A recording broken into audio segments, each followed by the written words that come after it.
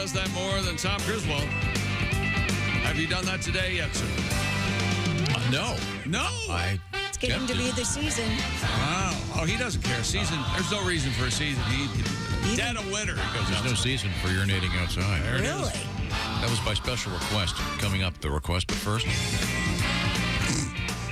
Welcome to the Bob and Tom Show. There's Christy at the news desk. Hi, chick. There's Pat I'm being a puppet.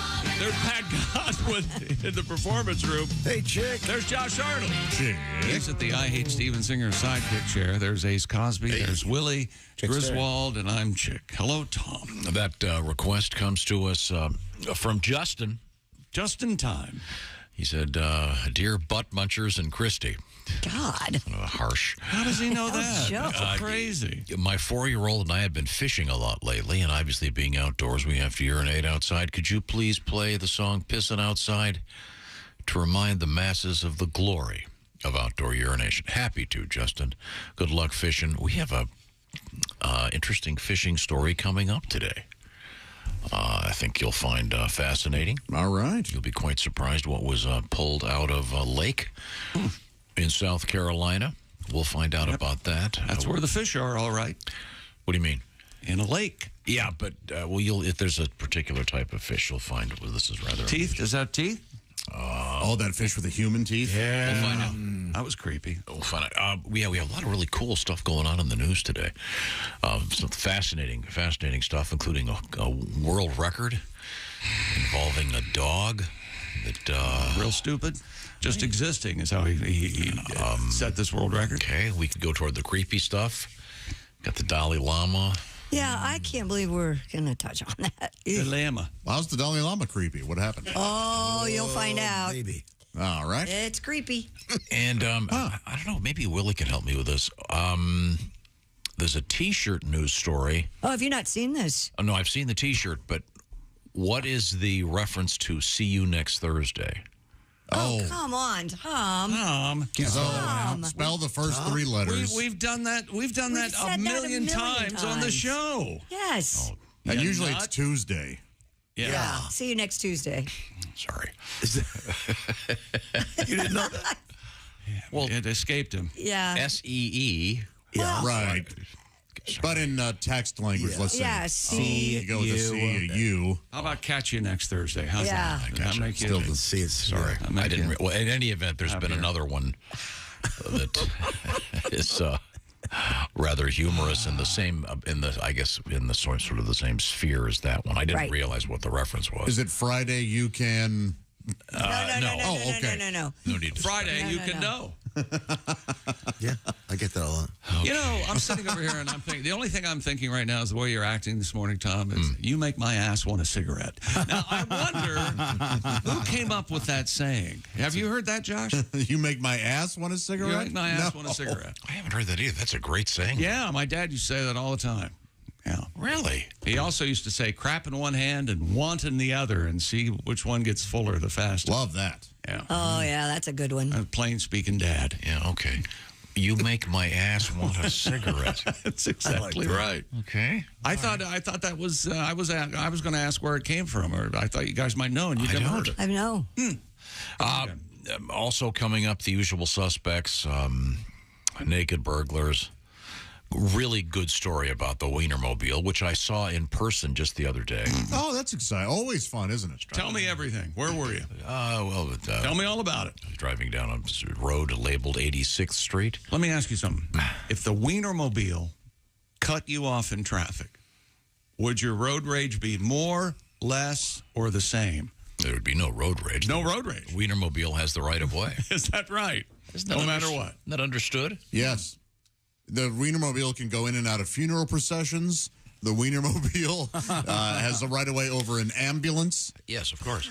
All right. I think it should be a pop-up hot dog stand. Every time you see it, you get a hot dog. I have a new That's want. not a bad idea. I want the Wienermobile in my funeral procession. I think that may be doable. Yeah. What if the guy cuts you off and then you get out of your car and you're angry, you're furious, and then he brings out, like, it looks like a T-shirt gun, and you're going, what's this? You're still angry at the man. I'm mad, yeah. Then he shoots a hot dog. Yeah. You catch it, And then he goes, you know what, buddy? Take it. And he shoots another hot dog That's right. for your buddy Willie G riding up front. That's right. Then we have ballpark hot dogs in the car, chick. Have we given a Nobel Prize to the inventor of the Hot dog? hot dog shooter? Oh. I've, you know what? I can't attest to it. I've not eaten a hot dog out of a hot dog gun, so I don't know. What if it's awful? Oh, my gosh. What if it doesn't keep its consistency? Or I think it's all in the way you wrap Josh, it. I Josh, would yeah. think. it's the journey, my friend. What do you mean? The watching journey. it, watching the journey it of the shoot to hot crowd. dog from the gun. Oh, trust me, I get Through the excited air, when I see it in the. You at the catch it. ballpark. It's already tasting better than any other hot dog you've ever had. You know what? You're right. That's another question. No one had a hot dog gun. They had a T-shirt gun, and some genius said, Yeah. let's put a hot dog in there. Where's the Nobel? You had a potato gun, didn't you, at one point? I We had did. I had a potato gun. You did. I shot a potato gun at Lake Mead after a particularly expensive trip to Vegas. I think it's illegal. Actually. We had a Yeah, potato, some places they. we had a potato gun, and then we were informed that they have a tendency to explode and Yeah, things can go very bad. He's knock an eye out. No, that's not true at all. Potato guns are really safe. Yeah, really? Well, if you're not aiming them at people or things. No, it's the fact that you put the hairspray in the. Wow. Yeah, and then you get your grill starter button. Right. It's all technologically sound. You spray a little hairspray in there and bluey. See you next Thursday. God, how did I not get that? Tuesday is usually what they say. Okay, sorry. It's okay. Still the works. C? Is it the SEE is what threw you, right? I didn't get when you see the news story, it's similar to that, and then they kept referencing the "See You Next Thursday" shirt, so I looked it up, and there's all these "See You Next Thursday" shirts, SEEYOU. Is that worn by any particular group? Well, no, it's no, see you it's next Tuesday. See you It next really is. Tuesday. It's an expression. It's not Thursday. I It's don't know where you're always getting Tuesday. that. I'm sure you can find the Thursdays, plenty of them, but Most people know it as "See You Next." And I figured this is right up your alley. It's crass. Absolutely. Yeah. It's usually how women refer to other women. She's she's a "See You Next Tuesday." No kidding. Oh God, yes. How have you never heard this? No I don't kidding. know. Sorry, I don't know. Man. We have a new T-shirt. It was at Walmart. There's a problem. We'll be getting to that. I like the Elon Musk story, and you guys are poo-pooing me. No, I didn't. Well, there's a whole poo-poo bunch you. of them. Is I'd this like to the hear about it. lawsuit that he hasn't paid the lawyers? No. No. He painted over the W on the sign outside of his headquarters. Think about that. And the quote was, because I think it's funny. Funny, because is he what thinks it's said. funny. Hey, I think he jumps up Yes. in my book a little this bit. is the kind of owner, CEO, whatever that we need more of. He admits he's a boob man, and he just and if you're his Yeah. attorney that claims owes him $1 million, you think it's hilarious. Yeah, that could only happen to him another million times Yeah. before he's broke. Well, he hasn't paid him. That's So what? the alleged problem. If I Oh, was yeah, that rich, I definitely trust the attorney in this case. yeah, I wouldn't pay. If I was that rich, I wouldn't pay anybody anything. Yeah, never. Come get me. I can pay you or Well, I can there's have you killed. There's a certain person. That's right. There's a certain person famous for that. Well, let's see. What else is going on? See, it's called titter now. See, Yeah. instead of Twitter. A titter is a term. Yeah. There's a famous. He's a tittering? There's a famous feminist comedy book with that title. Am I right, Josh? Yeah, and that was definitely playing off of the pun as I well. thought titter was kind of a laugh, though. Yeah, Titter. exactly. I know, but it's the name of a famous Whatever. book written by feminists about comedy. How can you make a reference like that and not know the word gawky? And got mad because Wordle put gawky as I'm mad at Wordle for using snafu. What's wrong with snafu? That's not a snafu word, is it's a an word. acronym. No, snafu is an Snafu's a word. Absolutely No, a word. but it is an acronym. Normal. It's both. Yeah. It's two. It's two. It's two words. Would you be mad if they used scuba? I know. Apparently, you can now. I don't know. It's not that I didn't get it. It's just what are the rules here? We have And to have rules. You need to calm down. He's complaining about road construction, which is everywhere Right. in the civilized world. Because there's like 4 guys sitting in a room going, I've got an idea. If we take No, all of the there's north-south avenues and block them at the same time, no one can move anywhere. I think they're going to take care of the moon landing strip over here. Oh, really? It looks like they put signs up. I don't go that way. Okay. Yeah. Fine. Now, we have a lot I to get divorced that through. house. I drove by that house. to suck it, okay? No, I did. To avoid the speed bumps. Oh, you did go To down. avoid the speed bumps, you go over to that. Speed humps. I don't have a problem with the speed bumps. I don't have a problem. That's And fine. Pat's right. The signs do say speed humps, which They is do. very interesting. Sounds like you last weekend. My lovely little speed humps. There was one other thing I wanted to tease. Oh, big fortune cookie news today. All right. It's big fortune cookies, or it's big news in the world of fortune cookies. Now I'm excited. Big news in the world of fortune cookies. And I'm a huge fortune cookie fan. Really? Oh, are you kidding me? You know, on a Where do you get the money to build this house? Lottery numbers. This happened a long time ago, but it was a particularly hot day, and where I was living, I did not have air conditioning, and I got some Chinese food takeout, and I brought it home, and I opened the fortune cookie, but I just put it out I didn't open to get the fortune. I just unwrapped it, right, and then left it on the table. Yeah. Got up the next morning, and it flattened out into a circle. It was so hot in the apartment. Oh my God! That's a sign. So what was the fortune? The fortune, I forget. But Pay the your air conditioning bill. Yeah, buy an air conditioner. Start doing better. That was also the same year I saw a guy I went to high school with win an Emmy for the Cosby Show. But I guess he got his. So they don't show them anywhere. And here's where I keep my Emmy. Oh, for what? Don't worry about it. All right, you guys are This is a TV show? I guess that voodoo works. Huh? Yeah. Plus, coming up, a really weird story about the Dalai Lama. Christy's met the Dalai Lama. I have. Shook his hand. Any tongue action? Out of the kindness of the Lama's heart, or did he charge you? He didn't. There was a donation. Right now, I want to mention that Josh has been doing some work with another lady. Oh, that lady happens to be Angie. A-N-G-I. Formerly, it was Angie's List. Now, A-N-G-I, Angie. Your home for everything about your home. Tell me more, Josh. That's exactly right. Angie doesn't just get your home projects done. Angie gets them done well. I certainly know that. Angie is your personal home expert, having served 150 million consumers to date, including me, with over 220,000 pros in their network. I love Angie. Angie makes it easy to research, compare, and hire pros to ensure a job well done. And that's the main thing, isn't it? You can hire anybody, but will they get it done correctly? The folks on Angie will. Angie has simplified finding help for home projects. I needed some roofing done. Went on Angie, typed in exactly what I needed, where I was located, what my price range was, and boy, oh boy, did they hook me up. In just a few taps in the Angie app or clicks on the site, you can have Angie tackle your home service project from start to finish, or you can get on there and research and connect with local pros for a specific project. And Angie can help you get a fair price for your project. Angie has projects that are priced up front. They clearly lay out the cost before you buy. No surprises. No shocks when the project is done. Angie, my go-to for all types of projects. Angie can help with hundreds of projects. Maybe you have a small repair you just want to get taken care of, or a major remodel. Angie is your go-to for anything you need to get done around the house. Download the free Angie mobile app today. That's right, it's free. Or visit Angie.com. That's ANGI.com. I never thought I'd say this, but Helen Reddy is better than the Rolling Stones when it comes to songs with Angie in the title. Angie Baby. I like that. Angie Baby, a superior song to Angie. The Rolling Stones' almost worst moment. We have a lot of great moments coming up. This is the Bob and Tom Show.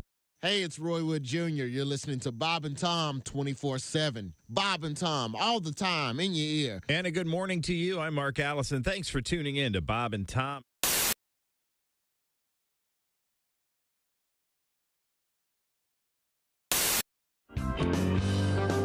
If you want to create a sex act of some sort, because there's a whole bunch of them. They're out kind there. of internet sex acts. Yeah, I don't think they really are sex acts. Yeah, I don't know if there's anyone out Don't do there that. with doing the dirty Sanchez. I'm enjoying that they are. What is it? Might be out there What is too it? much. The Puerto Rican taco punch. What is it again?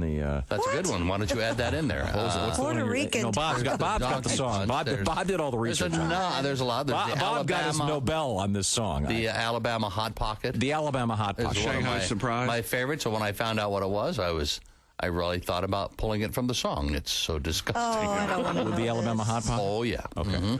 It's not good. But do you remember the formula here? You take the city you were born in, and then check what do you add? Your favorite kitchen utensil? Or candy bar. Or candy bar. I guess. Okay. Dear Bob and Tom, I was born in Walnut Creek, California. Sounds like a great place. It is. As a kid, my favorite candy was Fun Dip. Oh, yeah. Fun Dip. The Walnut Creek Fun Dip. I don't know what those are. It's like a stick, and it comes with a powder, and you stick the like candy pixie stick. sticks, only. Well, no, it's like a popsicle. Oh, and the stick is made out of sugar. Yes, and you lick it and lick it and. Oh boy, You lick it? I'm sorry, Freud's in the phone. They heard that. I'm sorry. Freud was calling. Dr. Freud.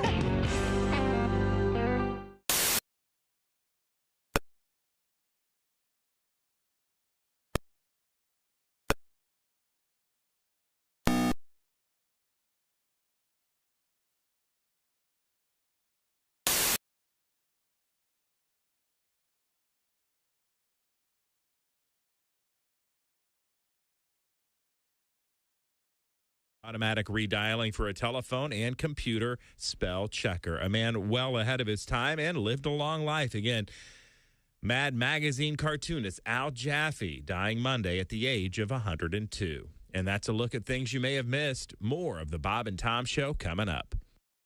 Things you hear on the Bob and Tom Show. Comedian Jim Gaffigan joins us in the studio, a family man, a clean liver. Now, when you're on stage, Jim, you don't do a blue kind of show, do you? I'm very clean and kind of, I talk about cake for like an hour because, cake's an important topic. Cake, tell me about cake. Well, there's a lot of different. Cake's a powerful food. Cake can actually bring people together. It's Bill's birthday. Yeah, I hate that guy. There's cake in the conference room. Well, I should say hello. Who am I to pass judgment on him? It's his big day. There's so many types of cake. There's rum cake, which makes sense because we've all been eating cake and thought, this needs booze. Shot of liquor. I don't have time to eat and drink. There's fruit cake. That's a bit of a disappointment. Oh, yeah. You'd think that would be better. Fruit, good. Right. Cake, great. Right. Fruit cake, nasty crap. Yeah, it's amazing. Yeah. Have you tried fruit cake? I don't even think that's fruit in there. You're like, when is that, a Skittle? Hey man, it's Donnie Baker, and the fact remains there's nothing better than being a VIP. And I don't mean like his dudes on Pervert Row at Xanadu's. I'm talking about a Bob and Tom VIP. Best thing, you'll never miss another minute of the show. I swear to God, you can hear the show here in the morning, and then cause you're a Bob and Tom VIP, you'll get the podcast of the entire show, a 12-month library of podcasts, hundreds of Bob and Tom comedy tapes, and a 60-day video archive of the show. Bob and Tom VIP. You have to get it. It's state law. Good morning, sunshine. Bob and Tom 24/7, 24/7, 24/7. Yours truly, Artie Whiskey, frontier golfer with another true tale from the Old West. Really. As you know, I'm quite the avid golfer. I go out just about every day and play 18. One afternoon, I decided to head on home after 9 holes. Well, much to my surprise, I mosey up to my house and I see another buggy in the driveway. Mm-hmm. Well, I kind of sneak in the house and I find my wife in bed with another fella. I was rather upset. I can see that. I grabbed the guy, got him in a headlock, dragged him down into the garage, grabbed him by the manhood, stuck it in a vise, and squeezed it real tight. Uh-huh. He started screaming, "Oh, Artie, you're not going to cut it off, are you?" I said, "No, you are. I'm going to set the garage on fire."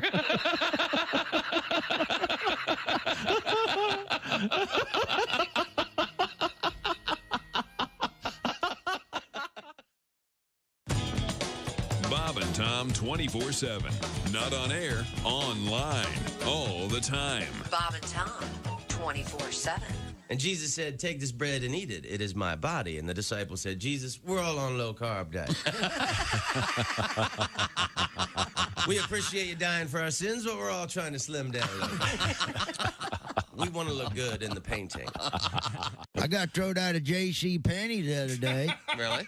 Yeah, fondling up the mannequins. You believe that? And that ain't my fault. Have you seen the mannequins in there? Uh-huh. And they taunt you, too. They got the little short skirt on, the arm up, kind of waving you over. You know what I mean? Shoot. I tell you what, if you ask me, the little whore was asking for it. Thanks for listening to Bob and Tom 24/7. Hey, welcome. welcome back to the Bob and Tom Show. Christy Lee at the news desk. Hello. There's Pat Godwin in the performance room. Hey, Chick. Hey, Pat. There's Josh Arnold at the I Hate Steven Singer sidekick chair. Duke. Oh, yeah, it's Duke. There's Ace Cosby. Hey, buddy. There's Willie Griswold. Good morning. I'm Chick McGee, and here's Mr. Krabby, Tom Griswold. Not Krabby, in a great mood. You are? I am too. Everybody want to be what they want to be right now. I had a dream last night that I couldn't remember the name of a band who did a particular song, and I woke up and I went, "Who was that band?" Took a shower, was getting dressed, and it hit me, and I was so very. Isn't that nice? What band was it? Was it? The song "Wild Wild West" from the late '80s. Sure. The band, does anybody remember? That was Will Smith, right? Not that one. Not the Will Smith. I know what you mean. Wild Wild West. Go West? No. Wild West. I remember the song. Billy and the Banana Boys? Oh, close. Okay.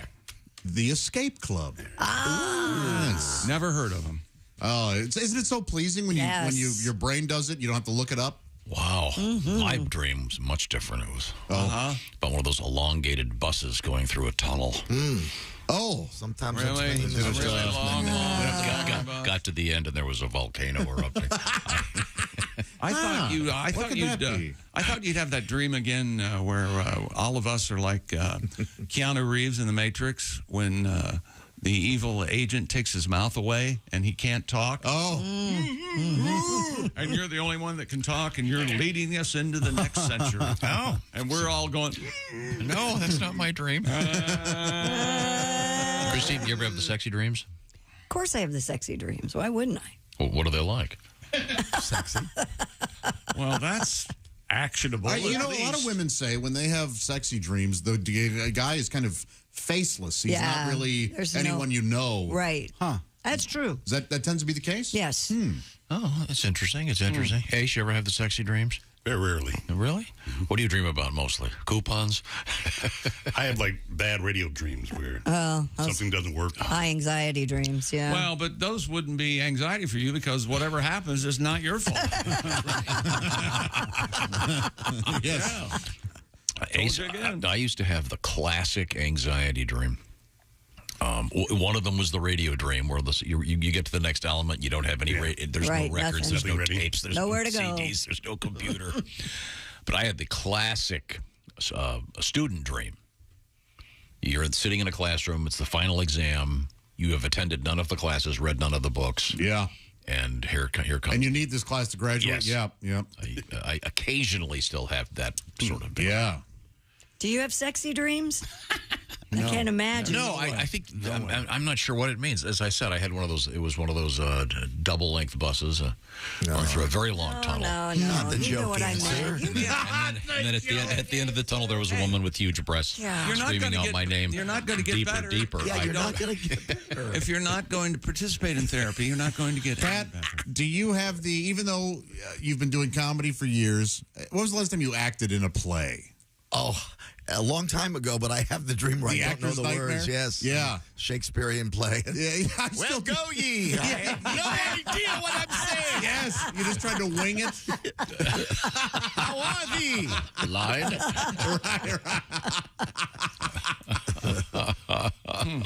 Will he have any interesting dreams at all? Not really. I have the high school football dream where I have to go and I don't know my locker combination. I used to have that dream all the time. And I'm playing on the team, but I haven't been to all the practices, but everybody knows me, but I don't know them. Weird, isn't it? I have one dream, and it's just an English class that I've never been to, a professor I've never had, but it's this recurring place that I go to in this dream for a class that I'm not ready for that I need to know to graduate. Yeah. Yeah, that's just such a standard. So is the logic there that your brain is telling you, look, you can get through this? Or something's stressing you out? I'm not too sure. I haven't looked into the... I'm not sure what it means. Maybe it's easier. Maybe it's like, hey, maybe you actually have to read Camus this time. Maybe actually crack open The Stranger, you moron. You moron. The subconscious is very mean. I dream, therefore I am. How about that? Christy, you ever have the one where you've got a foot-long hot dog with only a regular-sized bun? Yeah.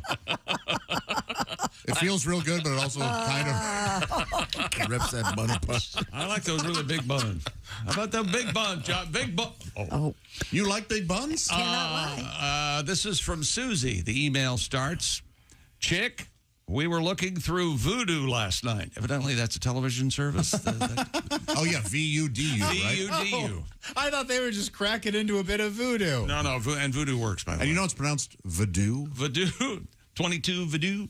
Last night on Voodoo, we swore we heard your voice, Chick, on a trailer for a movie. Does Space Babes from Outer Space ring a bell? Oh, boy. Josh! That would be Chick McGee's voice. I don't think I was ever compensated for that. I believe I have a suit pending.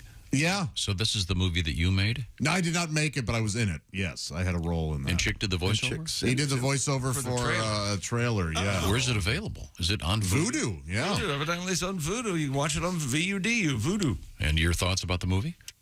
It's a trip. Remember it won an Anatomy Award one year that's from right. Mr. Skin? Mr. Skin. For having the most boobs in one shot. Look at this. I see a picture of some boobs, and then I see a picture of my buddy Josh. I got to tell you, Josh, I like you a lot. Don't like seeing you next to boobs. I want boobs to be their own thing. We are in through the outdoor.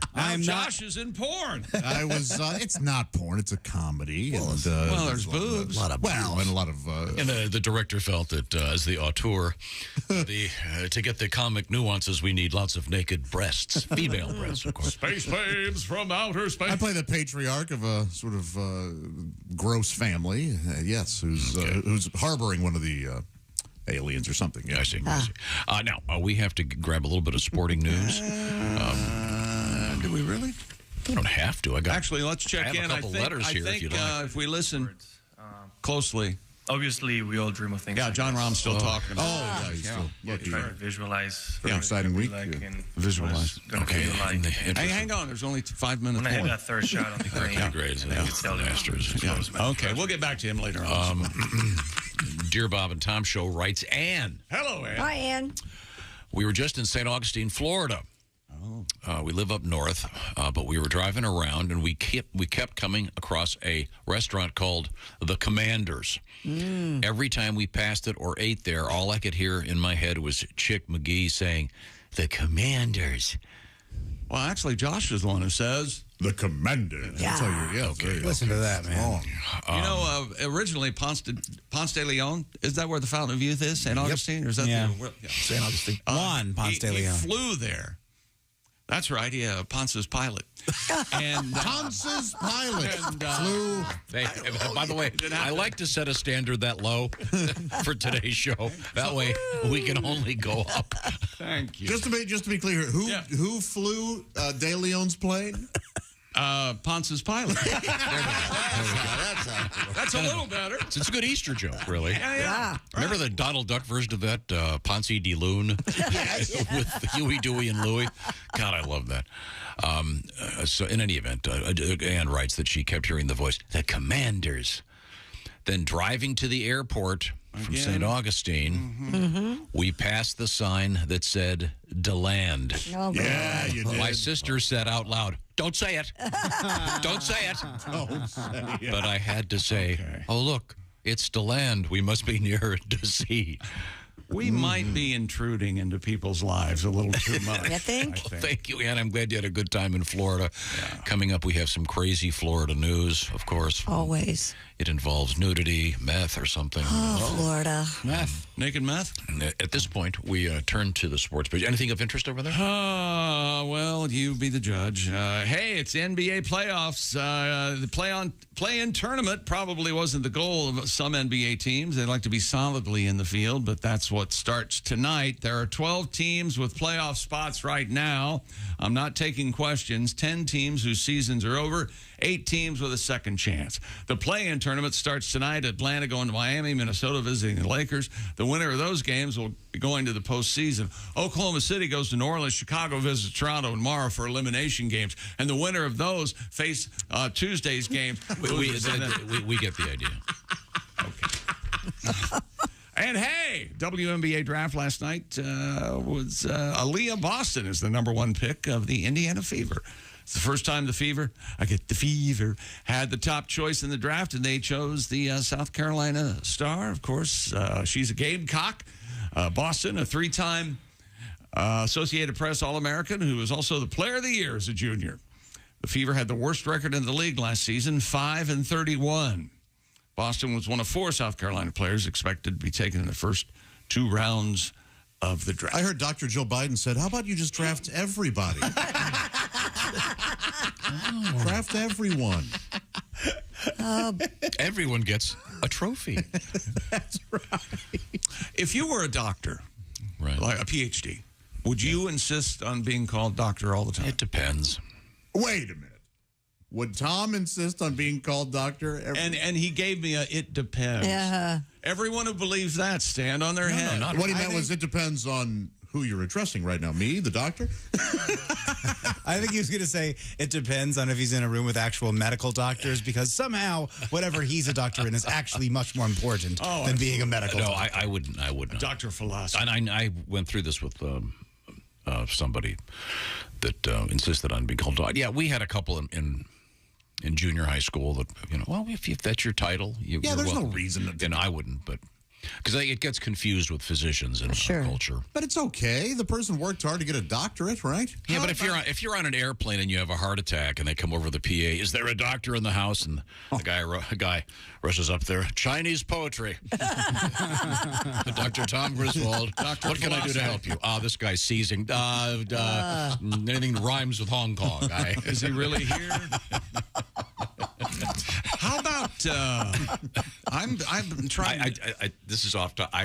Honest to God, I heard an interview with some woman, some young student who had majored in some incredibly obscure, like 12th century Chinese poetry. Oh, I thought that was the expert. And owed like $400,000 in student debt. And was pissed because the only job she could get would be the one from the teacher she just graduated from. So unless she dies, she can't get a gig. Really? Yeah, I should have thought of that $300,000 ago. I'm going to need an honorary degree. How do we get that angle? I'd like to have one too. We all would. Let's all get one. Degree in humor? Usually it involves writing a check. Oh, is that how that works? Yeah, you got to make like the Chick McGee Library. Oh, there you go, Chick. What if you did like the Chick McGee VR Center? The Chick McGee Center for Trampolines and Mountain Dew. What about that? That could be cool. That might not be bad. Right? You put it up somewhere? You ever been on a trampoline, Tom? Go ahead. Just over the weekend. No kidding. On one? You're trampoline. I feel as though lead has been buried. I think so. Went to Sky Zone. Oh, okay. You're up on the trampoline. Well, they're not up. They're in the ground. They're bouncing up and down. Sky Zone's the greatest. Oh, and you jump around? Sure. Who are you and what did you do to my dad? You were watching that. When I was a kid, if we were at a theme park, you'd be talking about the lawsuits that are given out for the trampoline. Yeah. Your friend Scott Edson, who died on a trampoline. I see you have a trampoline in the backyard. Where are you going to put the ram? Exactly. Yes. Thank you. You must have gotten a good deal on a casket. These are the ones that are kind of built into the ground. You can't fall off. I don't do the flips or anything, and you got to be careful. I like the tightrope thing where you can hold onto the rope and go across. Oh, that sounds fun. And you fall into those big foam cubes. Nancy? Now, Pat's shaking his head. What do you have? Tom's watching his daughters do it. He's not doing it. I've been there. Am I right? Well, first of all, what I'm doing there is going deaf because that's true. They have the music is at 300 decibels. Ridiculous. Sounds like you're strapped to an airplane wing next to the engine. No, it's a blast though. It is. You get involved. You do a little bit of jumping and stuff. Not with my back. No, I'm watching Jimmy do it. Have you tried to get him to turn down the music? Have you actually gone over there and said, excuse me? He does that everywhere. Everywhere he goes, he asks them to turn the music down. I've seen him do it at the lunch. Pardon me. First off, nice hat. Second, Father, could you get the nuns to sing lower?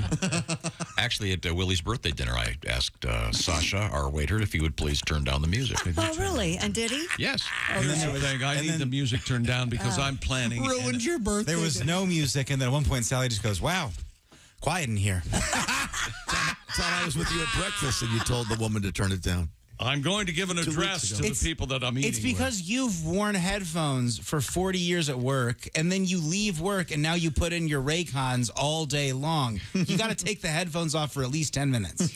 Yeah, no, I admit that I'm going deaf, but I just occurred. We had breakfast the other day, and I said, would you mind turning the music down? You were very nice about it. They did. Okay. And by the way, their biscuits are excellent. Delicious. Their iced tea should be illegal, but could we find the guys that invented the pump iced tea and have them executed? I'll pull the trigger on it. It is the worst. Bottled tea and that crap they put out of the gun. That stuff out of the gun rarely tastes. It's awful. Yeah. Sorry. We got to get our I thought priorities. you asked first before you got it. Yeah, no, now I just get a tea bag and I make my own. Oh. I get it, make hot tea. Tea bagging right there at the table. Yep, they'll give you hot tea, and then you just switch it around. Put ice on it. They'll give you what's coming up in sports? All sorts of stuff. The Rob Gronkowski update for some reason. We have to check in with him because Tom thinks he's cool. And I believe today is the day of the really stupid world record. Yes, that's right. An organism gets a world record just for existing. Oh, and today is tax day. Boy, make sure you get into the mail today. April 11th. It's getting away from you. What are you talking about? Today's tax day, so people just need to rush out. And, no, it's Today's not tax day. They changed it. What? It's 411. That's why they call it that. Don't we have it till the 18th? 17th or 18th? A week from today, right? Yeah. Now, it's quiz time. Chick McGee, your sleep number setting is what? 100. Tom, a firm number. That's a firm mattress. Solid. Christy Lee? 40. I'm a little more 40. softer than Chick. Oh, I am so glad I just got my sleep number bed set up at my new house. Oh. Haven't moved in yet, but it's all set and ready to go. I love my Sleep Number bed, thanks to all the great folks at Sleep Number. And by the way, the key to the Sleep Number bed, it's a simple idea, but it's perfectly executed. Either side of the bed has its own firmness setting that you can adjust at the touch of a button. 8 out of 10 couples prefer different mattress firmness. So what are you waiting for? Don't be one of those guys, you go to the regular mattress store, you lie down, and you're thinking, wow, I guess this one's okay. What do you think, honey? I don't like this one. And then you get into the whole thing, and then your marriage is over. So Sleep Number really is the marriage-saving bed. If your partner is snoring, Sleep Number may have an answer for you there, too, with the Flex Fit Smart Adjustable Base. But here's the key. Right now, save a staggering $600 on Sleep Number's most popular 360 smart bed. And for a limited time, special financing is out there, subject to credit approval. You've been thinking about getting a bed, get the Sleep Number bed, the bed that lasts longer and is adjustable, so everybody's happy. You don't have to buy 40 mattresses and keep trying till you find one that you like. You can change it at the touch of a button. I love my Sleep Number bed. You'll love yours too. SleepNumber.com/BT Show. That's SleepNumber.com/BT Show. Coming up, fortune cookies, the Wienermobile, some naked dude covered in grease. It's all happening. This is the Bob and Tom Show. Text us at 888-262-8661. More Bob and Tom next. State law.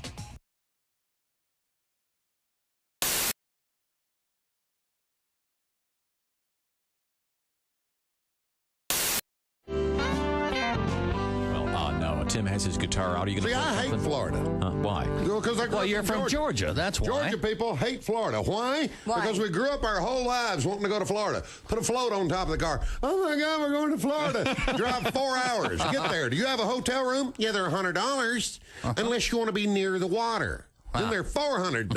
Okay? No, we don't want to be near the water. We want to sit in a hot-ass asphalt parking lot with a float on top of the car and finish up these pecan logs we got in Valdosta. So then a hurricane comes. They evacuate back to Georgia. Oh, my God, do you have a hotel room? Yeah, they're $100, unless you want to be away from the water.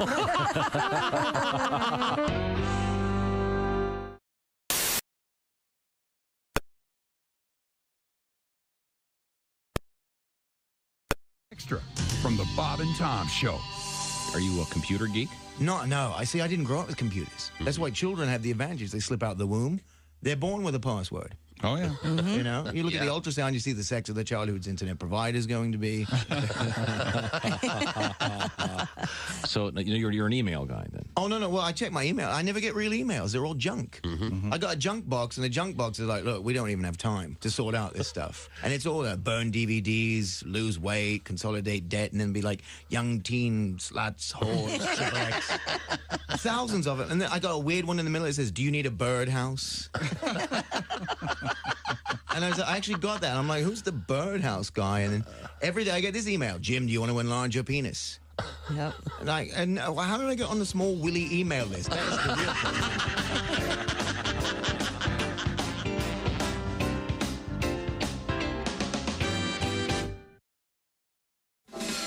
Bob and Tom. 5, 4, 3, 2, 1.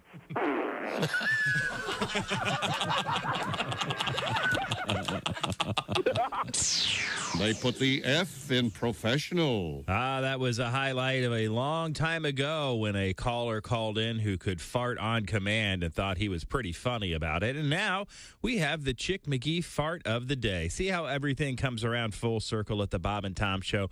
You just have to listen long enough. And for those of you who are longtime listeners, we thank you. I get lots of emails here at the Frigamall building from children of Bob and Tom listeners who now are actively on their way to work listening to the Bob and Tom Show. No longer children, now out of college and active adults in the community who still listen to, yes, the Bob and Tom Show. Many now with their children in the car on the way to school. Oh, is that a good idea? Well, I don't know, but you seem to be enjoying the show, and really, isn't that all that matters? Bob and Tom, 24/7. Hi, everybody. Christy Lee with your Bob and Tom News Update. The U.S. national emergency to respond to the COVID-19 pandemic has ended. Monday, President Joe Biden signed a bipartisan congressional resolution to bring the national emergency to a close after 3 years, weeks before it was set to expire, alongside a separate public health emergency. The national emergency allowed the government to take sweeping steps to respond to the virus and support the country's economic, health, and welfare systems. A major leak of classified U.S. documents that shaken Washington to the core and exposed new details of its intelligence gathering may have started in a chat room on a social media platform popular with gamers. Held on the Discord platform, which hosts real-time voice, video, and text chats. A discussion originally created to talk about a range of topics turned to the war in Ukraine. A member of the Discord chat group claims another poster said for several months he'd been uploading intelligence documents, apparently to impress the others in the group. And the Biden administration is going to propose strict new automobile pollution limits this week that would require at least 54% of new vehicles sold in the U.S. to be electric by 2030, as many as 2 of every 3 by 2032. Environmental groups are applauding the ambitious numbers, which were first reported over the weekend by the New York Times, but the plan is likely to get strong pushback from the auto industry and consumers.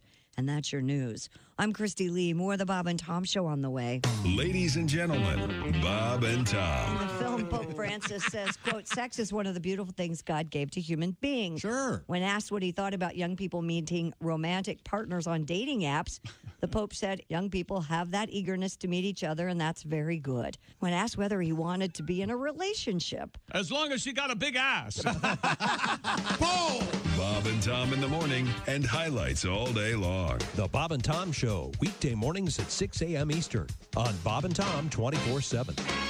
Hi, this is Dr. Will Miller, and you're listening to Bob and Tom 24/7. All right, this magician, he gets his job on a cruise ship. So he's working this cruise ship, and he does his act every night. In the front row is the captain of the ship with a parrot on her shoulder. So every night he does his act. Well, by the third night, the parrot starts figuring out his magician's act. So he starts heckling the magician, and it's in his sleeve. It's under his hat. His assistant has it. So that night, they hit an iceberg, and the ship goes down. The magician wakes up floating on a piece of driftwood, and the parrot is sitting on the end of the driftwood, and they stare at each other for 2 days and don't say a word. They just look at each other all mad. Finally, the bird goes, I give. Where's the boat?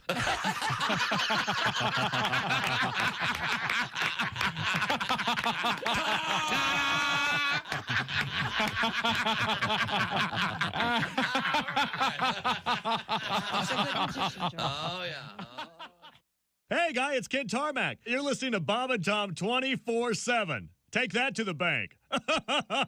24/7. I know. Pizza Hut, apparently, is going to start delivering cold beer along with their food. No kidding. What? They started the testing beer delivery program in Phoenix, Arizona. And it passed with flying colors. Yeah, everyone took it. Yeah. So how do you prove that you're of illegal age? The company told Fortune magazine it plans to expand that. I'd like a large pizza, please. And 40 beers.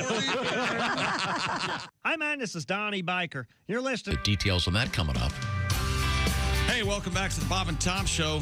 Christy Lee at the news desk. Hello. There's Pat Godwin in the performance room. Hey, chick. There's Josh Arnold at the I Hate Steven Singer sidekick chair. Chick. Hey, there's Ace Cosby. Hey. Got that Ace Cosby joke of the day simmering in a big pot. There's Willie Griswold. Good morning. I'm Chick McGee, and here's Tom Griswold. Chick McGee, of course, is at the sports desk. And you say so. Well, we have interesting news in the NBA, of course. Playoffs. The teams that don't make the playoffs, of course, Christy, go to the NIT. Isn't that how it works? No. They go on vacation. Okay. We do have Mr. McGee at the sports desk. What's happening over there? Back to the NBA. The Minnesota Timberwolves have suspended center, speaking of strippers, Rudy Gobert. Oh, indeed. For their playing game against the Lakers, he will not be able to play. The 10-year veteran threw a punch at teammate Kyle Anderson in an argument in the huddle during a timeout. Man, it was funny. Yeah, he's a dick. Yeah. Right in the chest. Yep. If you don't remember Gobert, Gobert's the guy remember like when COVID, we couldn't figure out what was going on and then the NBA had to shut down. Right. And Gobert had COVID. He was the one touching all the microphones and making a joke out of it. Oh, he infecting all the reporters, and then they had to cancel the whole season. He was patient zero. Patient zero. Patient zero. He's a real dick. Yeah, Gobert took a swing at Mr. Anderson and hit him in the upper chest. If the Timberwolves beat the Lakers, they'll get the number. That's playoff basketball, and it's very, very confusing. If the Lakers lose in this, if the Lakers don't make the playoffs, I will cut my arm off. They have done so much Don't do to that, get please. in the position that they're in. They really came with LeBron hurt, and Anthony Davis kind of took over, and now they're in the playoffs, kind of, sort of. Yeah, if they lose now, it's. And I don't think the NBA wants a playoffs without LeBron in it. So yeah, I think it's a guarantee. I'd say. Now, what are you saying, Willie? Are you saying that... The referee with the dog on the cane. Well, boy, was that a foul or not? 2 shots. I was certain the Pacers were going to make the play-in, man, and I don't know. Maybe I've been bitten by the conspiracy bug a bit, but, man, that NBA, they like LeBron, don't they? Maybe so. Well, he's the king. Are they going to fine the Mavericks for tanking deliberately for the draft? No, and the refs and the NBA should be fine. The Mavs, in a lot of ways, had it stolen from them. The lose that they had against the Nets when they were just handed the ball, I don't know. Okay, well that is an incredibly hard thing to prove. That team tanks. Do you think they should do something where they should, when you get to these various teams in the various sports, at a certain level, it becomes a lottery again? So a team doesn't deliberately go one notch down below to get that first draft pick. Oh, you mean like the bottom 5 teams go into a lottery or something? I don't know. Well, but tanking for a draft pick doesn't necessarily mean you're going to get the number 1 pick. You get your ping pong ball. Just to go up. Well, and they also got rid of 3 really good, solid players for Kyrie Irving, who's also kind of a jackass. So maybe that contributed to the team culture. You never know what happened. Now, he's a flat earther. Am I right on this? Mm-hmm. And I believe we have a casual flat earther right here in the studio with us. Well, we received an email recently, and I apologize. I'm not going to be able to credit the person who sent this to us, but he makes a very good point. Is that right? Yes, the Earth is like 70% water. Okay. Yeah. And all of it is uncarbonated. Therefore, I say we have a flat Earth, my friend. I'm not getting the logic, but go for it. Oh, yeah. So when we look at the moon, it's not a sphere; it's like a flat frisbee. It's a flat. It's And I recently learned that Antarctica is not. I like this. I like this very much. It's actually an ice wall that surrounds the flat Earth, so that things like in Game of Thrones. It's a giant ice wall. Goes on and on. Holds everything together. Okay. Yeah, exactly. Good to know. They're idiots. So if you walk far enough, you won't fall off. You'll hit the ice wall. Right. True. Okay. Okay. No. A costly and complex cleanup in resuscitating the River Seine. Just in time for the river to play a starring role in the 2024 Paris Olympics. Tom, are we going to Paris for the Olympics? Well, I don't want to miss the breakdancing. Did the guys have to bring their own cardboard? Well, you let the breakdancing go. It's going to be a worldwide event, okay? Other than you focus on the negatives too much. No, they're just trying to. Couldn't they limit it to real sports? They're going to have all the stuff. What's next? Guitar playing. The city and its region are rushing to make the Seine's murky waters swimmable. How are they going to do that? I was thinking they were going to do the canoeing or whatever the hell. Oh, kayaking. Oh. Yeah, I didn't know they were going to swim in it. Rowing. You know, they build the kayak rapids for the kayak competition. Yeah. I wonder how they do that. It's a lot of water to control, right? Mostly. They have a big budget. Have a big budget? Yeah. Oh, I mean, damn. Well, this getting the Seine swimmable shouldn't be too hard. In a warming world, it says here in this story, climate change, the renewed ability to take cooling dips in the river could help France's capital remain bearable during increasingly frequent heat waves. Oh, yeah. Remember freaking heat waves? Freaking heat wave. It's a freaking heat wave, Tom. Remember? So they're going to let tourists bathe in the river? They're not only let them, they're going to encourage them. Oh. So this isn't for any particular event. This is for the tourists. I see. Well, I think sculling is going to be in the same. They're going to have their coxsmen out there. Yes. Stroke. Is that where they got the name coxsman? Because they're yelling stroke? Oh, that's a good question. No. Oh, it isn't. All right. Really? Have you ever captained a skull or whatever? No, my college roommate was on the crew team. Is that right? Was he and as my unbearable niece as he was on sounds? the crew team when she was in college. Is she unbearable? No, she's a physician. She's brilliant. Does Willie, you know this woman? Yeah, I know her, but I have another cousin that he rode crew at Cornell. Oh, well, Lottie frickin' dots. It's very, very difficult to do. It's a lot of yelling at people. Well, if you're the coxswain, there's a lot. You should be a coxswain. I have telling people how to stroke. I keep. We need to get. There's a tape of my niece at a famous regatta on board the boat, if you will, and the woman that is in charge is screaming. It would be heavily. It would be mostly beeps. Whoa. Politically incorrect and great. You well, that was you bitches, if anybody was wondering. And of course, French triathlete Tom Thibault Rigaudou is hoping to be among the first who'll get the race in his home river. He's already fielding questions from disbelieving friends who says, "The Seine is disgusting." Sacre bleu. He added that? Oh, yeah. Sacre bleu. As a Frenchman will do. Thibault Rigaudou. All right. As Tom would say, okay, Einstein. R-I-G-A-U. Yeah. D-E-A-U. You know what you got there? Rigaudou. That's right. That's right. Okay. Rigaudou sounds like a delicious Cajun pasta. It doesn't it? Oh, boy. yeah, Give me some of that shrimp rigaudou. Oh, yeah. That would be so good. Or a weird sex move. Oh, man. She's sorted. She was already on her back, so I gave her the rigaudou. Why wouldn't rigaudou? Wow. More sports coming up, including the Rob Gronkowski update, America, because Tom likes Rob. And actually, we should probably into words. Yeah, John Ross. Obviously, we all dream of things like this. Yeah, certainly we do. We all dream of things like this. We're coming right back. It's the Bob and Tom Show. Thanks for listening to the Bob and Tom Show this morning. Even though we're not too much to look at, you can also watch the show on our YouTube channel.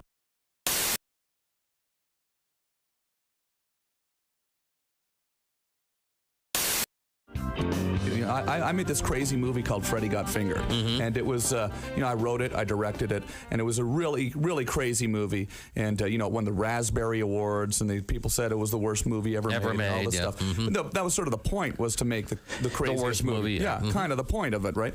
So now what's happened is, and really what's been a really exciting thing about going and doing these shows is, people are coming out to the shows. They're bringing their Freddy Got Fingered DVDs, and it's sort of turned into a sort of a bit of a cult, smash. I've gotten a call from the studio recently that said the DVDs have been selling through the roof. They've sold over 1 million units of the DVD. And didn't I hear that you're going to do a director's cut? Now I want to do a director's cut of the movie because because there are scenes that just when you edit when you do one of these commercial studio movies, especially a movie like that, they focus group it and you had to change things and tighten it all up. Right. So there are some crazy scenes that I'd like to get back into it, but also it's sort of just I think the irony of doing a director's cut for me personally is pretty funny. Whenever there's a movie, there's always a porno movie that someone makes based on the title. Yeah, it was called Freddie Got Fingered. Okay, back to you, Tom Green. People actually, to be honest, the things that people really like out of the movie are some of the sillier scenes, not so much the gross scenes, but people always come up to me and they say, "Daddy, would you like some sausage?" Which is this line from the movie. "Daddy, would you like some sausage?" So I sing that on stage. Come see me on tour. We'll be singing some of the hits. Sing along. But, all right. That's your Stairway to Heaven? Yeah, that's my Stairway. The Bum Bum song would be my Stairway to Heaven. That went to #1 on MTV, the Bum Bum song. When you Google Freddie Got Fingered, the first thing that comes up, the first line is Freddie Got Fingered quotes. Yeah. That's the first thing. Yeah. And then you go to that page and the sausage. Yeah. The sausage organ comment is the very first line. There's all sorts of very silly lines in the movie. Yeah, there's a whole pile of quotes here. Yeah, so I was in a rap group when I was in Canada when I was a teenager. That was actually, what were they called? We were called Organized Rhyme. We were actually had a record deal when I was 19 years old. No kidding. Right out of high school with A&M Records, and we had a #1 hit, in many Canada? markets in Canada. We were the Much Music Video Award of the Year for Best Rap Video. That was sort of the...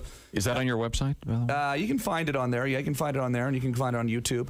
And, the thing, that was sort of my first sort of realization. Hey, I want to work in show business, I was sort of like, all of a sudden I had this record, and we were touring, and we were doing radio shows, and I went and started my radio show, and right after that, and...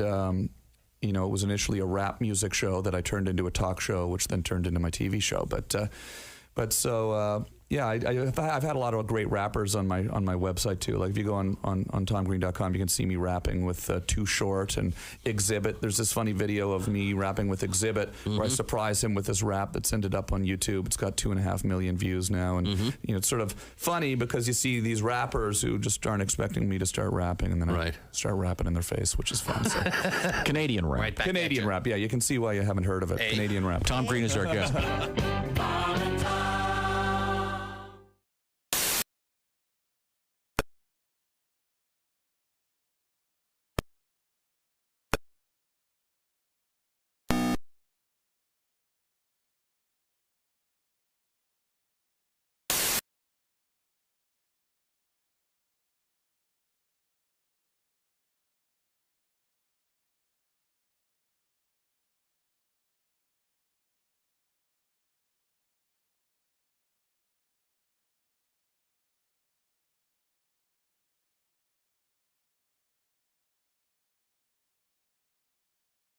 It's the loser of Tuesday's games in another win or go home scenario. In the WNBA, Aaliyah Boston is the #1 pick in the draft, going to the Indiana Fever. It's the first time that the Fever have had the top choice in the draft, and they chose Boston from South Carolina. Major League Baseball yesterday, interleague action. Houston beat the Pirates, Cubs over Seattle, and Washington beat the Angels. American League winners, the White Sox, Cleveland, Tampa Bay, Baltimore, and Texas. National League, the Phillies, the Mets, Atlanta, Colorado, Arizona, and the Dodgers all win. And in the NHL, Dallas, Winnipeg, Washington, Ottawa, Minnesota, Seattle, and the Kings win in regulation. Toronto wins in overtime, beating Florida, and Buffalo and Nashville win in shootouts. I'm Chick McGee, and that's your Bob and Tom Sports Update. Morning laughter just might be the best medicine. If you want to turn your daddy parts orange, eat some Cheetos and watch some porn. Bob and Tom 24/7. I used to have a corporate job, but I figured why should I have a job that pays $200 a day when I could be a comedian, make that in a week? Come on. All right. Oh, here we go. I'm like, hello. like going to job interviews. They're the worst interviews. Greg, before we get started, would you like something to drink? No, thanks. Had a few beers before I came in. Have any experience? I don't even have an appointment. They always ask you questions where they try to make you sabotage yourself. Have you noticed that? They're like, so tell us, where do you think you could use improvement? As if you're going to say, well, I am seething with hostility. I've got a debilitating character flaw. I cannot stop throwing staple guns. Does this look like ringworm to you? You know. Tell us about yourself. Well, I've got pink eye and my foot's asleep. Got matching silverware for the plate in my head. I think I can fly. I collect ointment. What can you bring to our company? Head lice. Where do you see yourself in 5 years? Next to you, the dumpster behind the airport. Where do I start? How do you like my weight belt? Essential Morning Radio. All day and all night. Really? No, seriously. Really? Bob and Tom 24/7. 24/7. 24/7. This is for the people going through heartbreak right now, and you don't know what to do about it. Okay. Get sick, turn my stomach, throw up, chuck, pray to the porcelain god. Barf, belch, bail out, blow chunks, lose lunch, vomit, feed the fish, and heave a log. Evacuate all you ate, retch, route, regurgitate, drop your cookies, puke, and spew. Hurl, purge are just a few words that come up when I think about you. One way of doing it. That's quality material. Welcome back to the Bob and Tom Show. Boy, we got a show today. There's Christy Lee at the news desk. Hello. There's Pat Godwin in the performance room. Hey, chick. There's Josh. He's not that bad. Come on, you put deodorant on. Josh Arnold, the I Hate Steven Singer sidekick chair. Thank you, chick. Coffee's hot and robust. There's Ace Cosby. Water's cold. Yeah, drink Me that water. too. Oh, you were taking a pee? Why is one missing? There's Willie Griswold. Three bad jokes. I'm Chick McGee. And I think, I'm not sure, but I think John Rahm is still... Obviously, we all dream of things. Could we erase that, please? You try to visualize. He won the Masters, and he had a rather lengthy and, speech. This isn't even him. That's the announcer asking him a question. No, that's John right there. No, that's But John right. That's him. in John's defense, he is just answering what the guy asked. Yeah. Okay. So many things. Beautiful family. I'm erasing that. I don't know how I do it. Oh. I've got an answer to the NBA draft issue. Really? Oh, we didn't really have much of a question. To avoid tanking? Yeah. To avoid tanking. This is one of those problems that you think there's an answer to, and there's not. So let me finish this. All right. Got an idea. You pay the players who win. Well, I've always said you only pay the winning team every night. They'll get some hustle out there. Kind of how it works, but... Not really. They're all mega millionaires. How about this? The owners have to do free throws. Yes, I'm in. I would love that. If instead of doing a 7-game series, there was 6 games, and if you couldn't get it done, your owner had to come out and do free throws. Gee, Cuban cost me $300. But this gets right to Cuban might be the... Exactly. There's the question. Who's the best player? He sinks a 3. It's the Cuban Missile Crisis, folks. People who cover sports should be proficient in that sports. And but you're not allowed to offer an opinion unless you played that sport, correct? No. I do think it's kind of humorous when, someone who's never been tackled on an NFL field, you're certainly entitled to your opinion. But, to be a critic. Oh, really? Mm-hmm. Well, that's But no, this is a nice different. of you. This is a different context. I'm just saying it would be really funny if, Mark Cuban put on some sweats and had to go out there and sink a few threes to get a better draft. I think he'd embrace the moment. He'd love Yeah, it. he would. He'd love, the Cubes. Some of the Jets are a little bit elderly. It might be.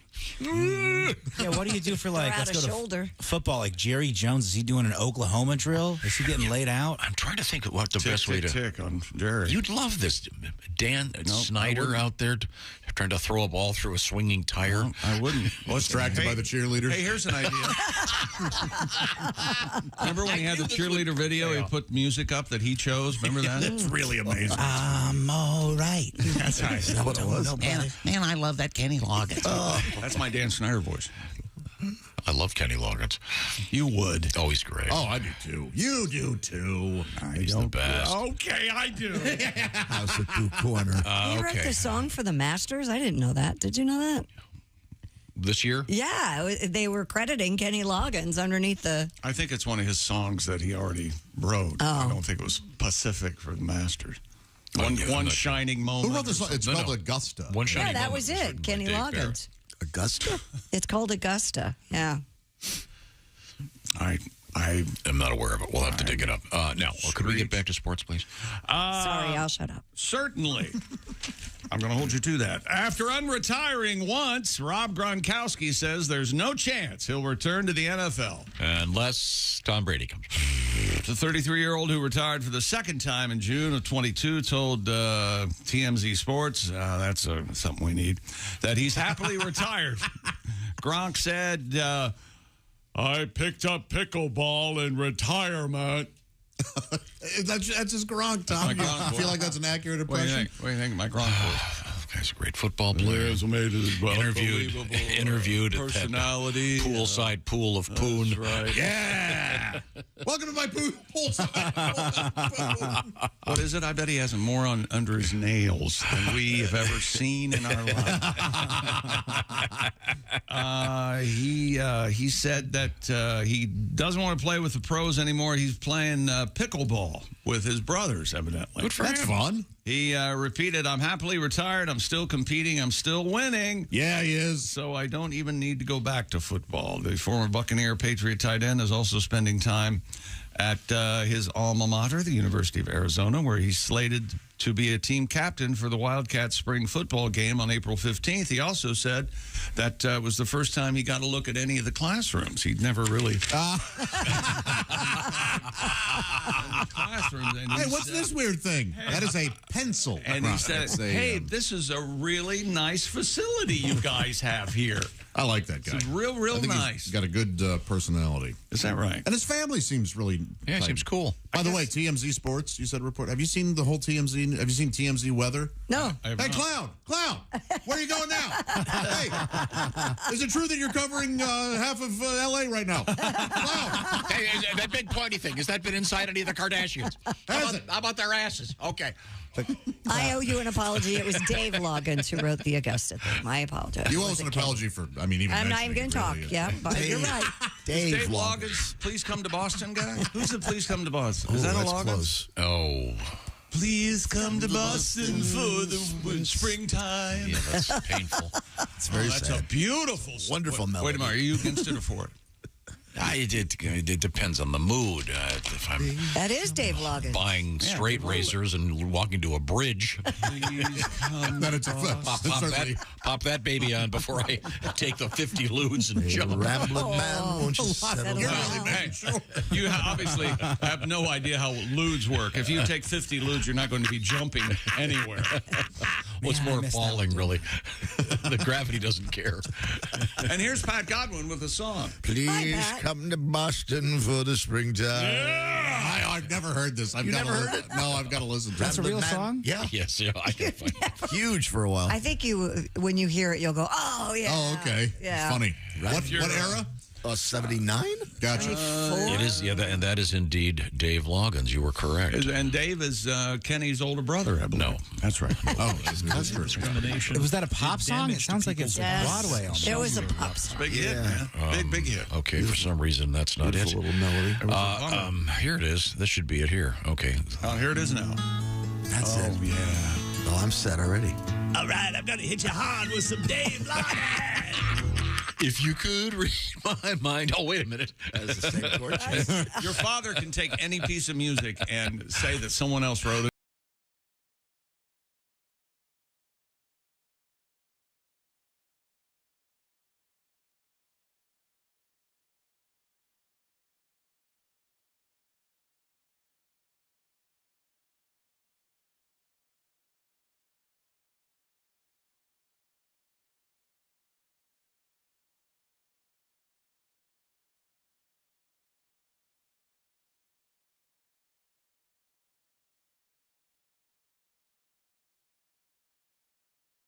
he's unemployed. Wait a minute. She's an artist selling paintings on the street. Here's the heartbreak part about it. Go ahead. Let it go. Better not be a dead animal in this. No. Oh, he asked her.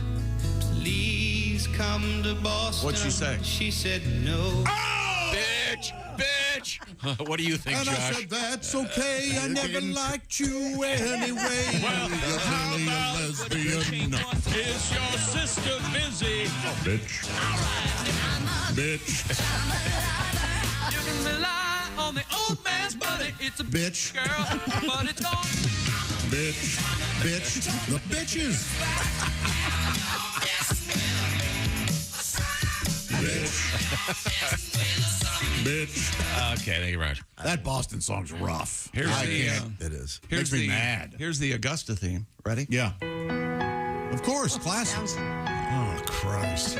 Oh, my gosh. And they have those drone shots that fly across the course. It sounds like the Hulk is walking away, sad. Hello, everyone. Oh, he left Boston. I'm Jim Nance. Oh, you see some of that Spanish moss hanging from a tree? Thank you. I want American moss at the basket, okay, buddy? Daddy, why you leaving Get town? that Spanish moss out of here. Well, we just had the fourth Spaniard win the Masters. And I'm You fired against that? Fired up about that, too. You bet. Now, I don't know that. Okay, this is the Augusta theme. Daddy. Okay, and this is the Incredible Hulk music. Son of a bitch! It's David Banner. God, it's so they take themselves so serious. You wouldn't like me when I'm remote. You think that they speak of it like it's a religious event. You wouldn't like me if I hit my ball out of bounds. The thousands of worshippers are on their knees at the famous Pooh Corner. No, it's not Pooh Corner. Back to Kenny Loggins, though. You want to hear more? Yeah. This is Dave Loggins. Come home to me. Kenny's older brother. No. Hey, rambling boy, now won't you settle down? Oh, I like this. Boston ain't your kind of town. There ain't no gold and there ain't nobody like me. Talk about her, yeah. Oh, here's the catchy I'm part. the #1 fan of the man from Tennessee. What does that even mean? I don't know. He left She is his #1 fan, but He's she wants him to come back to Tennessee. She doesn't want to travel over the country. with him. No. He's a big Titans fan. He likes Really? Mike Vrabel. When this song was written, they didn't exist, but I agree. Believe you. Right now, it's time to think about spring cleaning, getting things organized, maybe finally getting those things done around your house. It's your biggest investment. This is where Angie's List used to come in, and now it's just Angie. A-N-G-I. You can get hooked up with everything to get your home fixed up. In fact, right now, Josh is doing it. Tell me more. That's exactly right. Angie doesn't just get your home projects done. Angie gets them done well because Angie is your home for everything home. I recently got a roofer all set up, come out to my house, put a cricket on my roof. That's right next to the chimney. But I'm also not that kind of cricket. Oh, sorry. I'm also considering getting some fireplace work done. I've got just brick. Yeah. I'd like to get some of that stacked stone. Yeah. So I am going to Angie and I'm going to type in my info, my location, where what exactly I'm looking for, and I know she is going to hook me up because Angie is my personal home expert. She can be yours too. Angie has served 150 million consumers to date with over 220,000 pros in their network. It's easy to research, compare, and hire pros to ensure a job done well with Angie. Angie has simplified finding help for home projects. Before, I didn't know what to do. Thumb through the phone book or just Google map a roofer? No, not anymore. Go to Angie in just a few taps in the Angie app or clicks on the site. You can have Angie tackle your home service project from start to finish. Or if you're just curious about what a job might cost or what else you could get done, you can research and connect with local pros for your projects. Angie can help you get a fair price for your project. That's huge. They have projects that are priced upfront and clearly lay out the cost before you buy. No surprises. Angie is my go-to for all types of projects. Angie can help with hundreds of projects from small repairs to major remodels. Angie, my go-to and soon to be your go-to for anything you need to get done around the house. Download the free Angie mobile app today or visit Angie.com. That's ANGI.com. Thank you very much, Josh. Coming up in sports, we have world record. Okay, and it's a great one today. Nope. Plus, we have nudity, naked guy with grease. We're coming back with David Banner. Okay, the Incredible Hulk. Should be interesting. I dropped my ice cream cone. This is the Bob and Tom Show. Bob and Tom, 24/7. Oh, yeah. Yeah.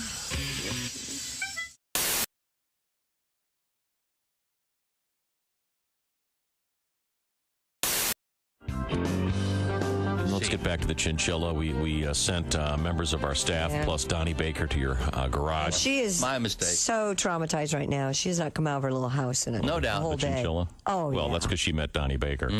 Yes. True. Her ears are as big as Frisbees. They are very big. I know. I can't get over how They're horribly... native of South America, and they use those to, and they're nocturnal, so they Must be a lot of listening going on. They do in a South lot of America. listening at The night. size of those because ears. they can't see very well. And they respond, of course, with their brain by going, duh. I'm a chinchilla. Oh, wow, it's that great big thing right there. That looks like a really nice fur coat that lady's got on. I wonder what that's made of. Duh. Well, I'm gonna rest for a while so I can poop again. Duh. I can tell you. I'm not like a dog. I can't play frisbee or catch. I just sit here going, duh. I'm kind of like something in a frame, like a picture, except I just go, duh, and then I poop. Except you have to feed me and I poop. I'm like a picture you have to feed. Duh.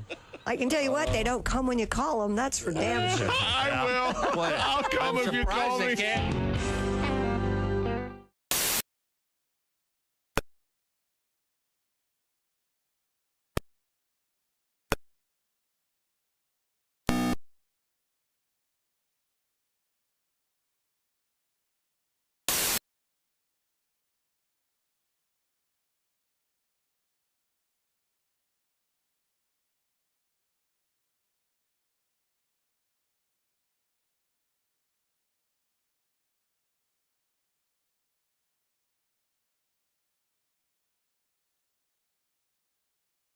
Here on the Bob and Tom Show. And I'm not stupid. I know there's more to life than just sex. It's just none of those other things feel as good as sex. I mean, I love cookies. Oh, yeah. But if I do not have access to cookies, I will not rent a movie and watch two other people eat cookies. Perfect strangers. Eating cookies. No. Nothing. No. How do you not think about sex? Everything on TV, sex, all the commercials, very beautiful women in all the commercials now. Doesn't even matter what the product is. It's just very sexual. And then you finally have sex, and it's kind of disappointing. Where's my Sprite, my new car? That's why I think women should have shelves next to their bed filled with prizes, depending on how well you did. You know what I mean? That's a good idea. Like they do at the carnival. Sure. They have something to shoot for, Are you going to take anything on that? Right. I'm going to go for the Van Halen mirror tonight. This is Bob and Tom 24/7. 24/7. 24/7. 24/7. When I say America, what comes to mind? For me, it's simple. Mom, apple pie, and whole milk.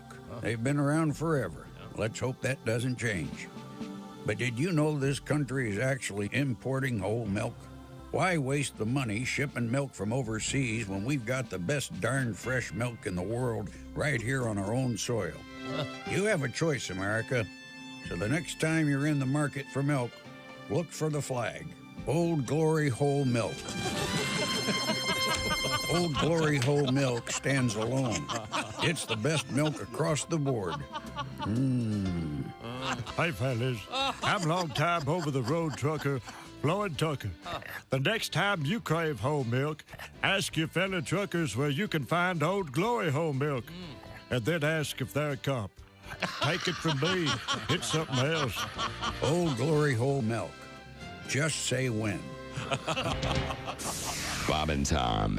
You can pick your morning radio show, and you can pick your nose, but you can't wipe Bob and Tom on the couch. And Hawaii's like a recipe for a fight. They got a language, all of the vowels. They embrace them, like an old Mrs. Beasley doll. All the vowels they love. They can't stand the consonants. Twice I found 9 U's together in a word. And, you see that, you could pronounce it, ooh, but you can't. You have to go, ooh, ooh, ooh, ooh, ooh, ooh, or you end up on the wrong island. They put 2 airports on the island of Maui. They call one of them something like Hilly Willy Pilly, and then they call the other one Willy Willy Polly. I go to the wrong one, I'm the idiot. Some guy at the airport in a flowered shirt. You're supposed to be at Hilly Willy Pilly, not Willy Willy Polly, all cheerful and everything. Why don't you call one of them my pee-pee, ow, ow? Buy a consonant the next time you spin the wheel, Don Ho Ho Ho. How'd you name everything over here? What'd you do, bring a stutterer over and tell him to hurry up? Hey, what would you call that tree? Okay, that's good enough. How about that mountain over there? Oh, mama, okay, that's good. How about those big birds? Oh, yeah, keep moving. Those will be the birds, won't they? Where are you from, by the way? Patterson, from Patterson, New Jersey. Oh, sure. That's famous. Yeah, small. Sure. Thugged out town. It's tiny. So small, we used to get robbed by people we knew. That's small. People like, stick 'em up. I'm like, Andre? I'm going to tell your mother, man. By the way, how is Aunt Carol? How's she doing? I'll come over for dinner. Hey, don't say we didn't warn you. There's laughter ahead. You guys want to grab lunch? We can't go anymore. Holy That's cow. a good day's work, everybody. Hey, welcome back to the Bob and Tom Show. Christy Lee at the news desk. Hello. There's Pat Godwin in the performance room. Hey, chick. Josh Arnold is at the I Hate Steven Singer sidekick chair. There's Ace Cosby. There's Willie Griswold. There you go. I'm Chick McGee, and here's Tom Griswold. We were talking about trampolines for some reason. Because you said you went to a tramp place over the weekend. Yeah, with Sky Zone fun. Mm-hmm. You said you loved the trampoline. No, it's a blast. You're always on the trampolines, is what you said. That's not what I said. The point is, you're never on the trampoline. You refer to yourself as Tommy Tramps. I remember that. Zach took the time and trouble to write this. Oh, he did he? Speaking of trampolines, when I was 9 years old, a friend of mine had a trampoline and an above-ground pool. Whoa. While his parents were gone, I had the brilliant idea of dragging the trampoline between the house and the pool. Of course. We took our bikes up to the roof, rode them off the roof onto the trampoline, and then into the pool. Oh, my. You would have been fine had you not added the bike to everything. Yeah, I talked to my friend into going first. I'm sorry, I talked my friend into going first. He went, bounced off the trampoline, went sideways, snapped his leg in the ground. Oh. As he writhed in pain, I fled and left him behind. Gosh. We haven't spoken in 30 years. Thanks, Zach. That would never happen to Tommy Tramps. No. Tramps. I was jumping up and down. That's a little rough. Don't do that. Okay, now we have a lot to get to coming up. We have the Wienermobile in the news. I'm very excited about that. It's a great story, especially for Christy. Could you grab that? Hello, Bob and Tom Show. Hey, Bob and Tom, it's Donnie Baker. Hi, Donnie. I can't believe you passed over the fact they had a trampoline above-ground pool, and you didn't even mention that they were obviously a Powerball winner. Yeah, swear to God. Man, must be nice. You know what? You talk about what you see in a trampoline park. I bet you $30, you see the same thing when you go to the mall. These teenagers wearing ripped-up jeans. You see any ripped-up jeans at the Sky Park? Oh, yeah, of course. It's a new trend. Yeah. Go to the mall. Spend 10 minutes in a food court. You're going to see everybody wearing ripped-up jeans. Looks like a feral bobcat's been using their legs for scratching post. I swear to God. And my favorite's when a big girl wears them. She's popping fresh like a can of buttermilk biscuits. That's a new trend. And you know what? I learned they sell the jeans that way, already ripped up. Yeah. I swear to God. And I ain't trying to be down on millennials, but how lazy are kids nowadays? They can't even rip up their own jeans regular, you know? Because back in my day, jeans, rips and runners and jeans were basically your badges of honor. And just like Patty Ferguson, each hole had its own story. Really? Swear to God. You'd get holes in your jeans just from trying to jump your Aunt Gretchen's 84 Chevette, you know, or just from popping wheelies on your 3-speed Huffy at the family reunion over ramps. But now, holes in your jeans just means your stepmom Janet lets you have her Discover card for the afternoon at Dillard's, you know. So if I can, I'll make a public service announcement. Kids, if you're listening, put down your dumb smartphones and go outside a little bit. Enjoy the outdoors, you know, without a vape cloud blocking the sun. You know, catch a crawdaddy in the creek, climb a tree, take a hose to a hornet's nest, look in Miss Whitlock's bedroom window while she's changing. I don't know, go four-wheeling, you know, trail Tom to the Sky Park, wrestle a wild boar, take a whip-ball bat to mud daubers. You've got options, and I guarantee you'll have more holes in your jeans than you know what to do with. So listen to me, and I hate to go on Michael and Dell on you, but don't buy pre-holed jeans. Just like Patty Ferguson always used to say, you can't just buy these holes. You got to earn them. Pretty good. I got to go. Thank you, Johnny. It's very helpful. Earn the holes in your There's jeans. a lot to be said for that. No, there is. Yeah. Remember the ones we had a couple of years ago? These jean fads. Remember the clear ones? Sure. Just amazing. When we were kids, you patch your jeans. Remember that?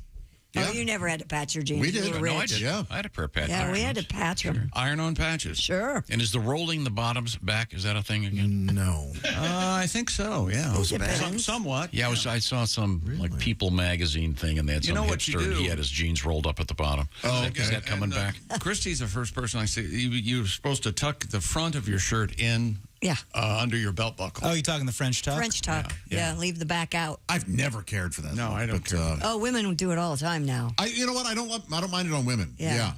So what is it? So it's like a mullet? It's called the French tuck. Kinda. Yeah. You'll see like Party in the front. Yeah, it was kind of popular. Think of like the guys that used to show off their belt buckles back in the day. Yeah. That's a version of the French tuck. And then you keep the back out so you would just tuck the front. Cover up your booty. Well, that to me is like a big arrow pointing. Never mind. Sorry, never mind. I didn't want to. Back to sports. I also don't like guys in capri pants. I don't like capri That's pants, not period. cute. Oh, I think they're cute on girls. But Really? Yeah. And are those As the same I'm as wearing clam capri- diggers? Yeah, I think. Oh, they are? Up to the No. down below the knee, right? Yeah, clam diggers. They were the Capri pants are just above the ankle. They're what I'm wearing today. He's a gambling man, isn't he? He sure is. Yeah, he is. Thank God. Time is up for this discussion. Gee, I wonder if that's the boss. Yeah. By the way, Kill his mom. By the way, Dave Loggins is in fact a great songwriter, and he is the second cousin of Kenny Loggins, although they hadn't met until they were both very established in their careers. Thank goodness. We were talking about Older brother, they don't speak. We were talking about Mr. Dave Loggins' song about Augusta. Yeah. We found We can blame Christy for this. She brought it to our attention. The version with lyrics. And here it is now.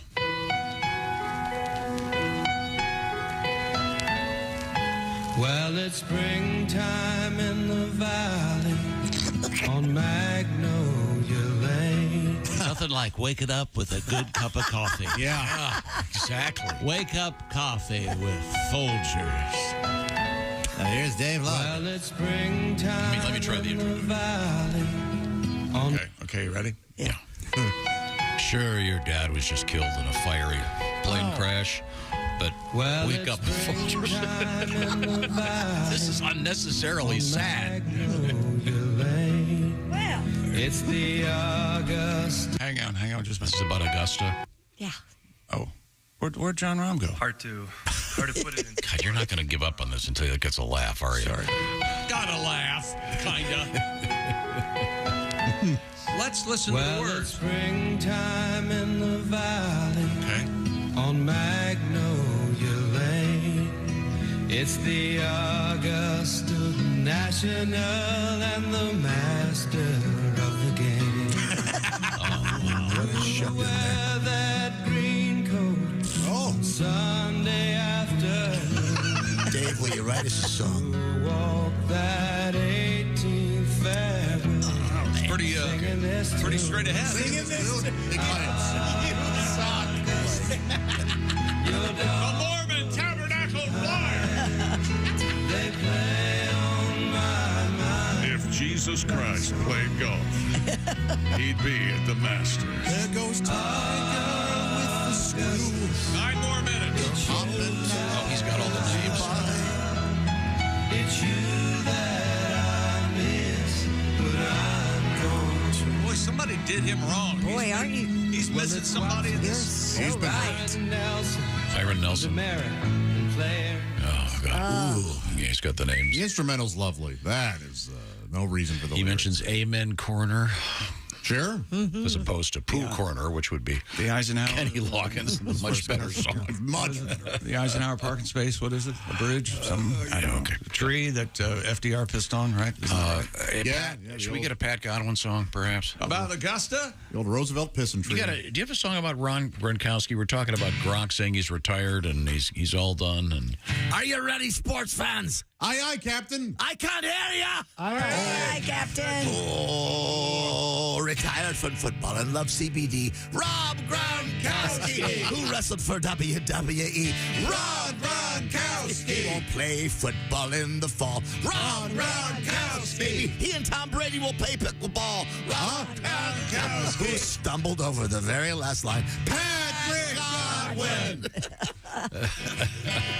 Rob Gronkowski. Who lives in a pineapple under the sea? SpongeBob SquarePants. Sorry. Absorbent never and heard yellow and that porous either. is he. Did you ever hear that? yes, of course. Okay.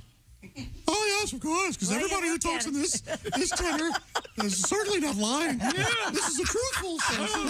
So, Heard it. I wrote it. What do you think of that, huh? Oh, you're not a fan of SpongeBob? World Record. Wait a minute. Do you like SpongeBob? He doesn't. I don't particularly like it. you don't? Too funny. No. Tea Time in the Tree Dome deserves a look. They deserve an Emmy. It's for some reason a squirrel lives under the water with him, Sandy. Sandy, yeah. No. And SpongeBob goes over to Sandy's tree dome to have some tea, and he starts to dry out.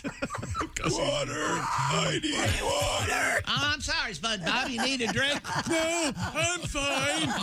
Oh man, It looks hilarious. and then Patrick comes in and says, "What kind of place is this?" Man, oh man. It's great, dude. Yes, it is. And world record is a 2-year-old Chihuahua. Yeah? Has been named the world's shakiest dog. shortest living dog. Oh, but it lived 2 years. No, not that. Oh. Height-wise. The category is the shortest living dog. Yeah, no. I see. Because unfortunately, they will, at the end of this, explain about the shortest deceased Oh, dog. God. Well, this isn't a dog. This is a rat or something. Guinness reports the dog named Pearl. Pearl measures 3.59 inches in height. Very small. Weighing in at 1.22 pounds. Look at her. She's smaller than a remote. Oh, my gosh.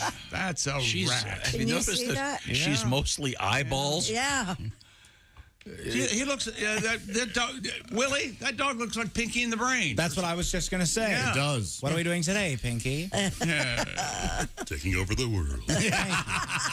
Thank you, Pinky. Uh-oh. How much is that doggy in the thimble? One with a microscopic tail.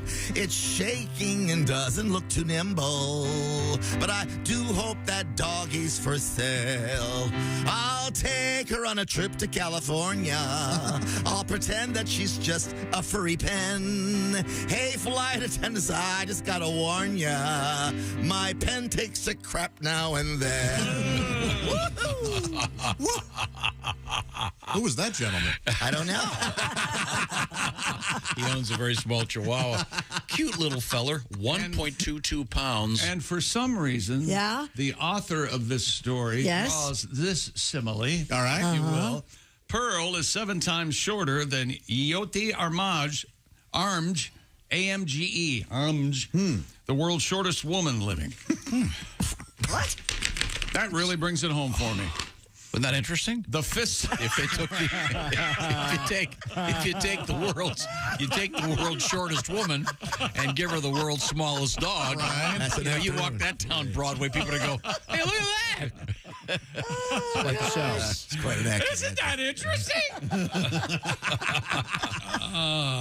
You don't want to read that last part. Why? Well, then why'd you put it in Why there? don't I?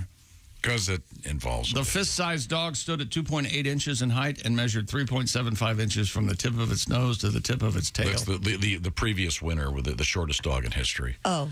Dwarf Yorkshire Terrier owned by Arthur Maples. Arthur Marples. Arthur Marples. I'm Art Marples. Mr. Marple. That dog died in 1945. Oh. Oh. Yeah. Sad. Well, we don't know how long it could have been 12 years old. It was 2. That's the sad part. Oh, okay, yeah. Well, TikTok on this one, trust me. This dog is so tiny, you wouldn't need a pooper scooper. You just take one of those, like a teaspoon. Yeah. God. Again, it's 40% eyeballs if you see the... it's pretty cute. Tiny little thing. Kind of looks like a bat. Looks like with the ears, it looks like a bat. Well, somebody loves that doggy. That's a good thing. Of course. Okay. What else is coming up in sports? All sorts of things. We're going to take a look at this. Oh, yeah. And then we'll talk about this. Oh, really? And then we'll end up here. Time. Whoa. Nice. Coming up, we have an unfortunate T-shirt. We have the Wienermobile in the news, and unfortunate T-shirt. Yeah, Yeah. Oh, it's unfortunate. And a fortune cookie news, big update, and a weird story with the Dalai Lama. Okay. We'll I still don't know about this. I'm excited to hear about it. No, you're not. Oh, No, it's very disturbing. Okay. Creepy. I'm. Did he take it out? No. Well, part of something's out. Oh, no. We'll find out. This is the Bob and Tom Show. For a complete copy of the Bob and Tom Show contest rules, go to bobandtom.com/contest-rules. Or just scroll down to the bottom of the page and see contest rules. This is the Bob and Tom Show.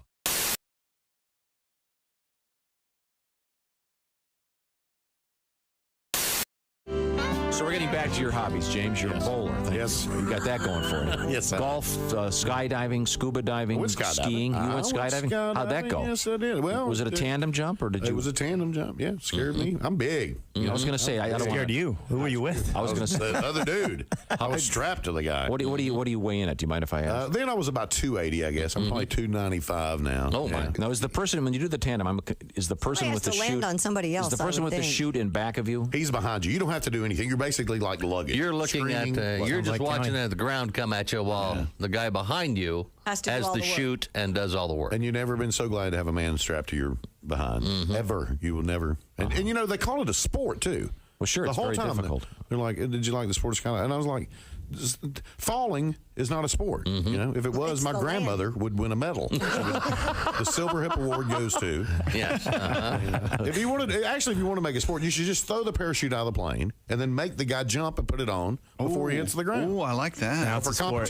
competition, Yeah. throw one parachute out, 3 or 4 guys jump. Yeah. Oh, there you go. On, he won. So did you glide in, James? We glided in, and on the tape. Did you fall or did you land standing? At the very last minute, he said, "Stand up," and I was already going down, and there wasn't no. There wasn't no. But my ears did not pop. The thing with the ears. Yeah. So when I hit the ground, immediately I was like.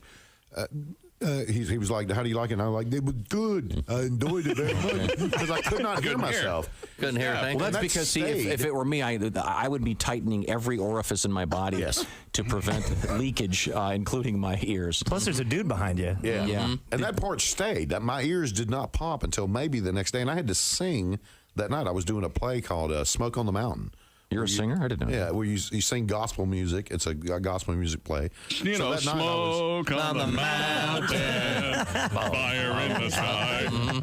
It's a great play. Yeah. So I'm trying to sing. I'm like, amazing, great that we. Well, that's unfortunate. I want to apologize to anyone knows that might have. Well, I don't know if you're deaf, you automatically talk that way, even though you can speak. That's what it sounds like when you're talking. Yeah, I mean, it's nerve wracking. And the more scared you've already done it, the more scared of it you are, the better you get out. The more you get out of it. You know, it is really like that facing your fear and all that stuff. And when you're standing in the doorway of that plane, it's every cell in your body screams, "You better hold on to something." I mean, it's overwhelming.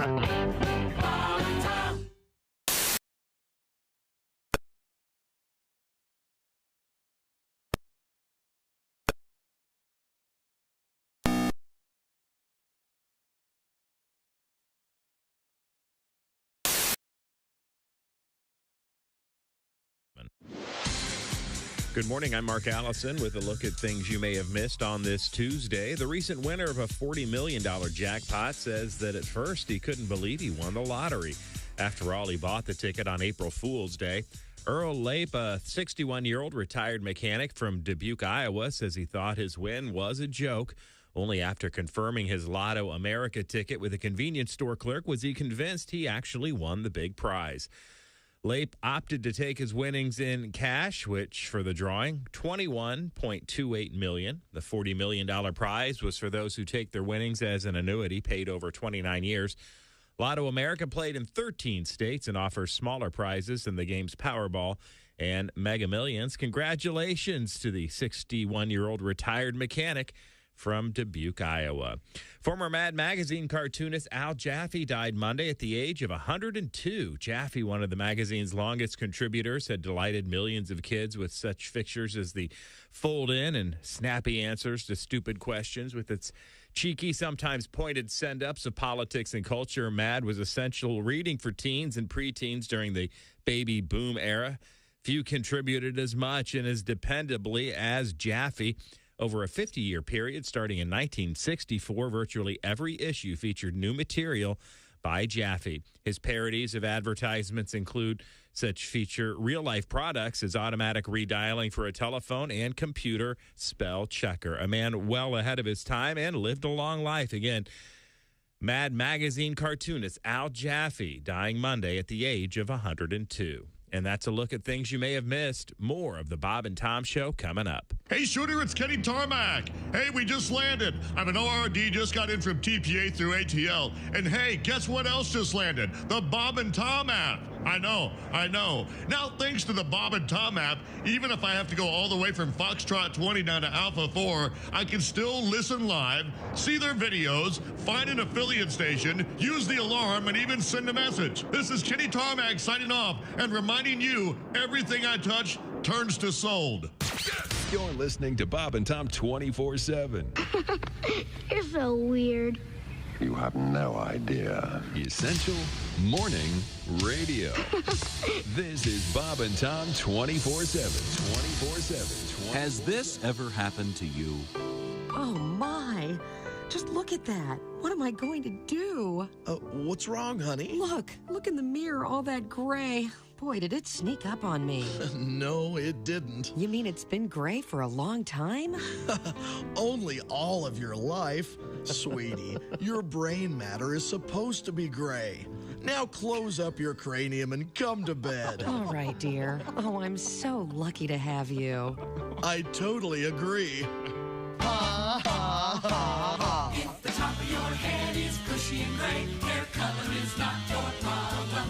Remove that hatchet from your skull. Say hello to your cerebellum. Oh, dear, you've got a little gravy on your blouse from dinner. Oh, honey, that's not gravy. That's part of my frontal lobe. Ha, ha, ha, ha. Just for morons. From Frigamall Industries. Ask for it by name. What the hell? Good morning, sunshine. To the max, there's baloney in our side. Bob and Tom 24/7. 24/7. 24/7. You know you're too high when you're eating cereal naked and your girlfriend tells you to put some clothes on. You realize it's not your girlfriend. It's just a woman on a bus. That's how you know you're too high. Hi, this is Dr. Will Miller, and you're listening to Bob and Tom 24/7, which begs the question, why do you need Bob and Tom 24/7? Charity event details coming up. Welcome back to the Bob and Tom Show. There's Christy Lee at the news desk. Hello. Pat Godwin in the performance room. Hey, chick. There's Josh Arnold at the I Hate Steven Singer sidekick chair. Chick. Ace Cosby. Hey. There. Willie Griswold. Chick's there. there. Hi, I'm Chick McGee, and here's Tom Griswold. Thank you very much. I got a double request here, so we'll start with part one. Who's that sexy man with a deep voice? Chick McGee, here he is with his part of the day. That was Chick McGee's part of the day. That's part one, and now Who's that sexy man with a deep voice?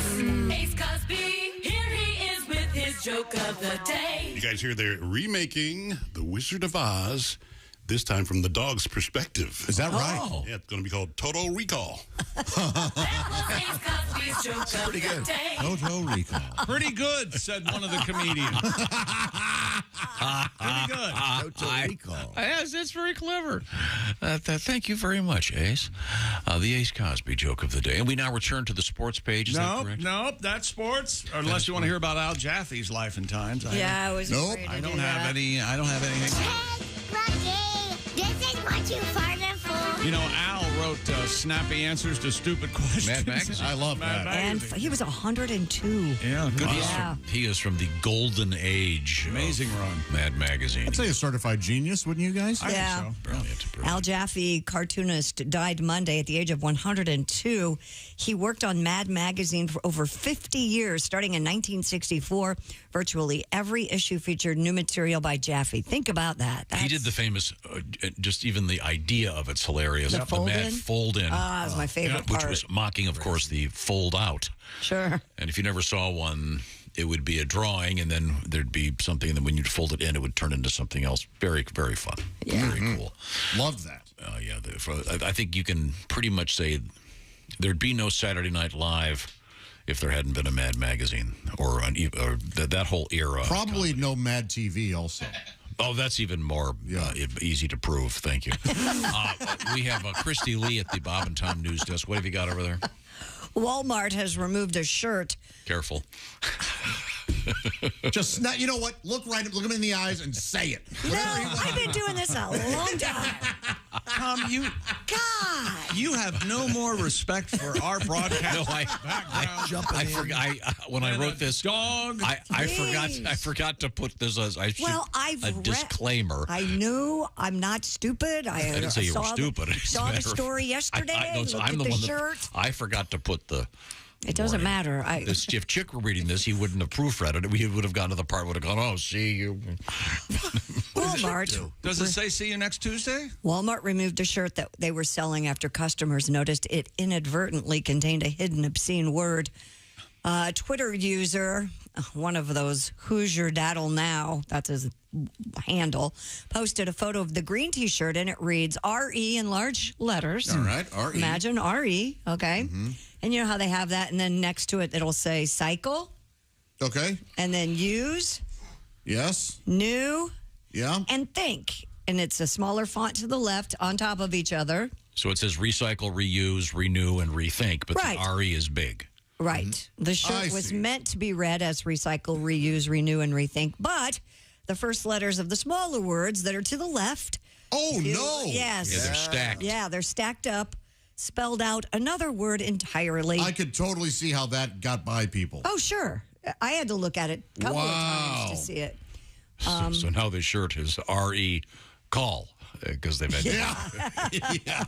Yeah. But Walmart told Newsweek this was not intentional. The T-shirt has been removed. You know, the NBA came out with city jerseys, though. Did we talk about this? I don't think we did. Tom and I talked about it in text. This is the CNT. This is still on in Charlotte. Oh, yeah. Oh, sorry. CLT. Yeah. Oh, yeah. It's the airport code, I guess, and that's what they're... For Charlotte? That's what they're going for. Yeah. CLT. See you next Tuesday is what it spelled out up and down. And I never heard that expression. I didn't know that was a thing.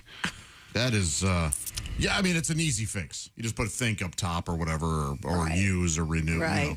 But they pulled them from the Walmart. Sure, stores, and that what's that show called? The View bought them for their gift shop. Really? TV show. Really? These T-shirts are probably going to end up in one of those videos you see from some sad third world country where they're wearing those 2023 Super Bowl Philadelphia Eagles T-shirts. Man, they were absolutely certain they're going to win that Super Bowl, weren't they? Those Eagles. Wow. Okay. So anyway, All right. relax. So if you were able to buy that shirt, you got yourself a little collector's item. Yeah, you do. And congratulations, you're recycling. We love that. Yeah. Well, if you're doing all four at once, you're... Man. Whoops. A New York-based company using ChatGPT to write fortunes and fortune cookies now. Come on with According this. to the Wall Street Journal, Open Fortune Inc. supplies printed messages to fortune cookie factories, and they've started training and using the AI chatbot to generate new messages. Mr. Sean Porritt, the company's chief fortune officer. Is that right? Yes. Said ChatGPT can produce responses that are indistinguishable from those of veteran writers. Yeah, because they sound like broken English. Yeah, but do you want a guy named Sean as your fortune cookie at a Chinese restaurant? Don't you want someone with Chinese hair? I mean, you want a guy that's Chinese, right? A few of the supposed to be ancient Chinese wisdom here, not some Irish dude. Some Irish dude. Where do you think they came from? They're supposed to be from Chinese wisdom. Oh, come on. Ancient Chinese wisdom. A few of ChatGPT's fortunes include: you will soon have a delightful encounter with a stranger who will add a pinch of spice to your life. That is so silly. That's fine, as long as you got a big ass. I'm sorry. A harmonious melody will soon drift into your world, guiding you to dance with destiny. That is redundant. By definition, if it's harmonious, there's a melody. And your fate, Josh, is written in the stars and encrypted in the clouds. Isn't that neat? You took an extra cup of Krabby this morning, didn't you? Shut your filthy lips. Is that your fortune? While some suppliers welcome the time the technology will save, not everyone has faith in an AI fortune. Oh, you got to have faith. Yeah, well, because pretty soon the AI fortunes are going to be worship your robot overlords. Kevin Chan, co-owner of the Golden Gate Fortune There you Cookie go. Factory in San Francisco, Kevin says computers writing cookie fortunes, quote, is a sign that society is moving too fast. He added, fortune cookies are a form of meditation, and people today need to meditate. We are humans. Computers are just computers. I want my fortune cookies the way they're written, the way they're supposed to be. By 4-year-old slave children in an air-conditioned warehouse. in a contested part of the Chinese continent. Yes. Okay, there's only one way to test. Read the first robot-written fortune and all the way through, and then I'll finish it for you. You will soon have a delightful encounter with a stranger who will add a pinch of spice to your life. In bed. Yeah, that's the way you read them. And you're supposed to always add the in bed. That's right. Yeah. Try it for the second one. For if you've run out of conversation at the restaurant table, isn't it? You guys just do that bring this bed thing. Knock it out. Well, you're going to love Yeah, this you gotta one. have fun with that, huh? You played the peg game? Stay in bed. A harmonious melody will soon drift into your world, guiding you to dance with destiny. In bed. Doesn't work. No. Well. No. No. No, I don't like this at all. No, there's no reason for it. Is the fortune cookie place still around the corner here? Uh-huh. Yeah, they do a great job. Oh, you can write just- your own fortune. Just fortune cookies, right? That's right. It was custom Nothing fortune. but fortune cookies? I had Custom fortune cookies. fortune cookies made for all these guys. Yes. Were you here then? I was not. Oh, yeah, maybe that you was would the have day. liked it. No one would. Maybe you would have. I would have. Yeah. I had custom fortunes written for all you guys. Came with the cookies. And What's your fortune cookie etiquette, Tom? What do you mean? Do you? you have to eat the cookie. Okay, so Or at you least crack half it of it. open. Yep. Yes. Do you Eat read the half- fortune first? Yes. No, eat half the cookie, then you read it. Oh, what? I'm with Tom here. You eat half, read it, eat the other half. No, you read it. Well, that's then why eat your the lottery cookie. numbers have never come in, Miss Lee. Exactly. Oh, have yours? Are you kidding? Of course. Have yours? I am a multiple-time lottery winner, but I would never right. let the likes of you folks know. Vultures! No, I don't want AI writing my fortune. Here's your humanity, you are doomed, stuff like this. The revolution is just beginning. Or what's the one? All the AI fortune cookies are, you need to restart your modem. Yeah, yes. See, it would help. Did you ever get that one? It says, the waiter knows you've been talking about him. You're thinking, whoa, uh-oh. I do like that. The boy, that beef lo mein tasted a little urine-y. What's coming up, Christy?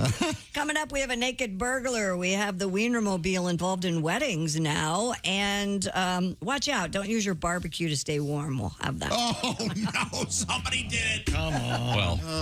Well, I got an idea to What? replace the fortune cookies so we can keep them with humanity as part of it. Instead of fortune cookies, make them fortune Oreo cookies. Oh, boy. And you'd go like this, and your fortune would be written in the cream. Okay. Oh, boy. This is a $1 million idea.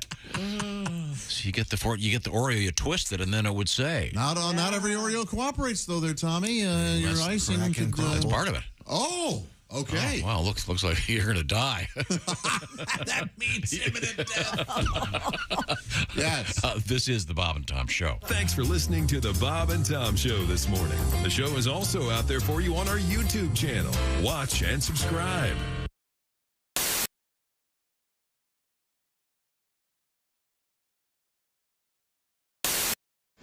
This is the Bob and Tom Show. Hey, hi. We're hanging out with comedian Ron Ramey. Chick McGee doing double duty. Chick's trying anything else? What's the most dangerous thing about starting a new relationship with a girl, fellas? That's right. What kind of pet does she have? I was going to say finding out she's a psycho. And what does it mean about her? Maybe depending on the kind of pet, you can tell she's a psycho right away. This is from holytaco.com.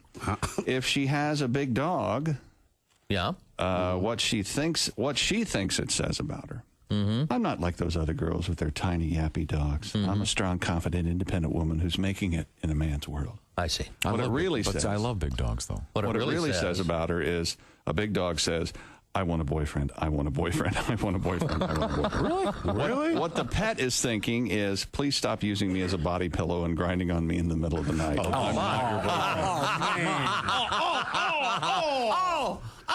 You took a perfectly good strike. There's no grinding. No grinding? A small dog. Okay. What she thinks it says, I'm not just adorable.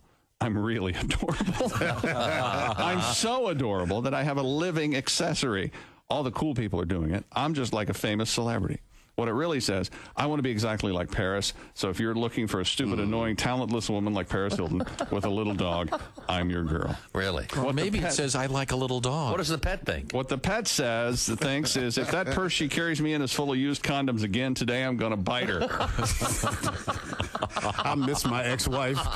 This is a mean website. Here's a cat. What if she owns a cat? What she thinks it says, I'm responsible enough to care for another living creature, but I don't want to have to pay a lot of attention to it. That's why I have an animal that I could potentially leave alone for a few days, and it would be just fine.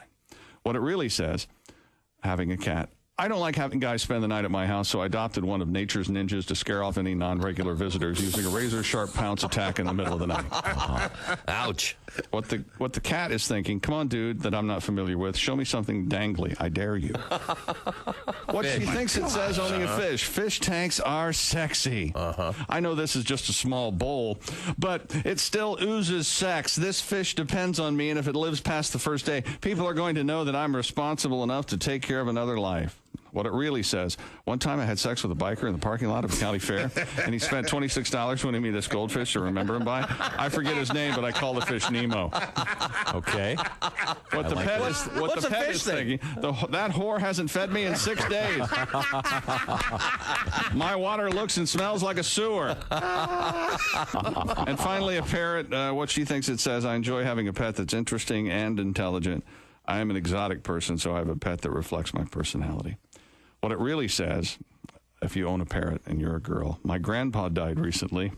He was known locally as the crazy bird guy. So he left me this temperamental, awful bird to remember him by. Mm-hmm. What the parrot is thinking, squawk, F you, F you.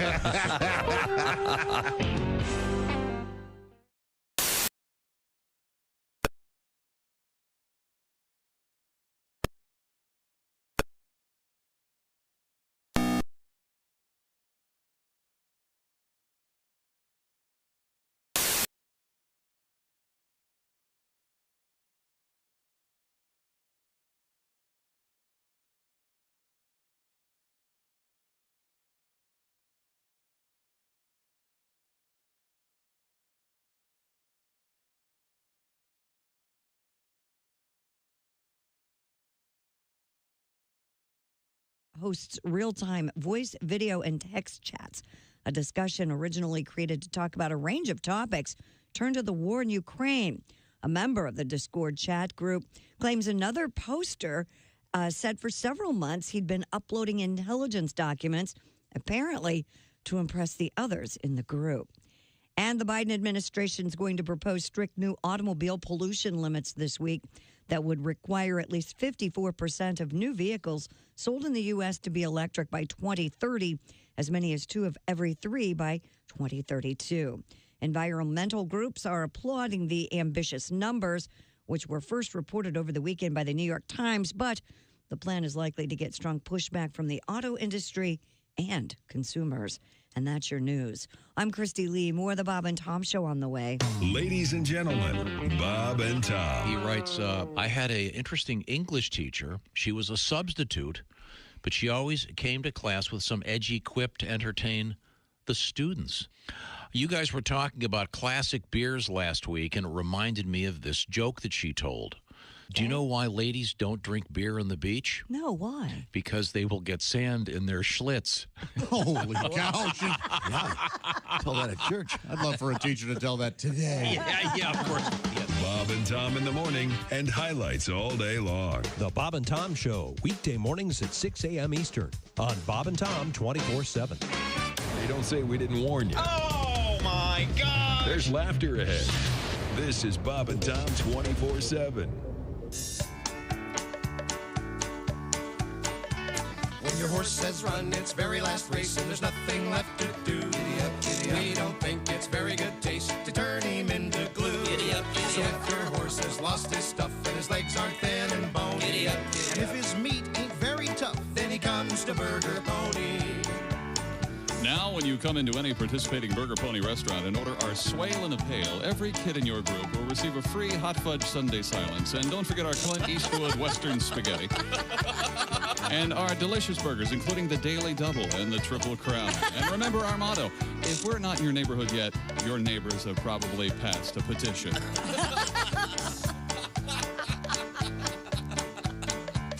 So if your horse has lost his stuff and his legs aren't thin and bony, and if his meat ain't very tough, then he comes to Burger Pony. Comes to Burger Pony. Comes to Burger Pony.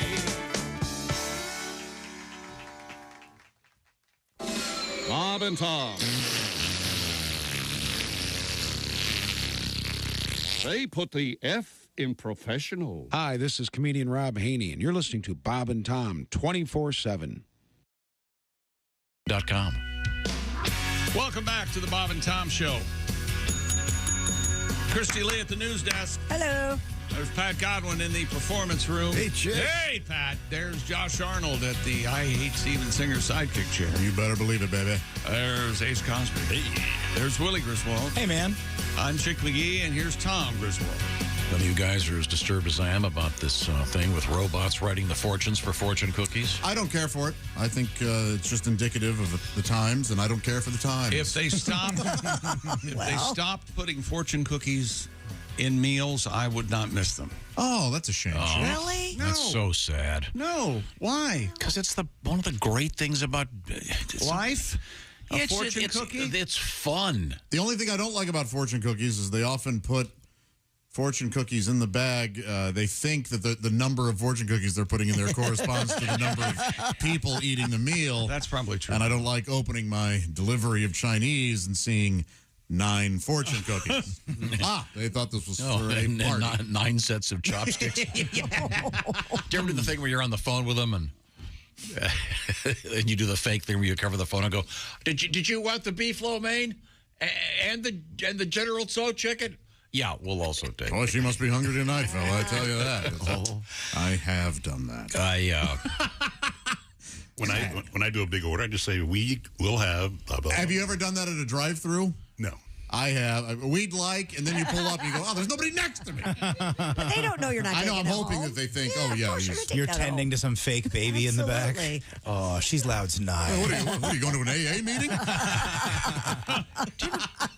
I mean, I don't like the fact that humans aren't going to be writing the fortune, but do you ever wonder what if that was your gig and you wrote fortune cookie fortunes for a living? Yeah. You think this guy would ever hover at Chinese restaurants and lean over the booth and go, Hey, I wrote that one. Yeah, or just seeing like he liked it. He liked it. Hey, yeah. By the way, they're lying about the MSG. Gave it one glance and wadded it up. Oh, you son of a bitch! Oh, sorry.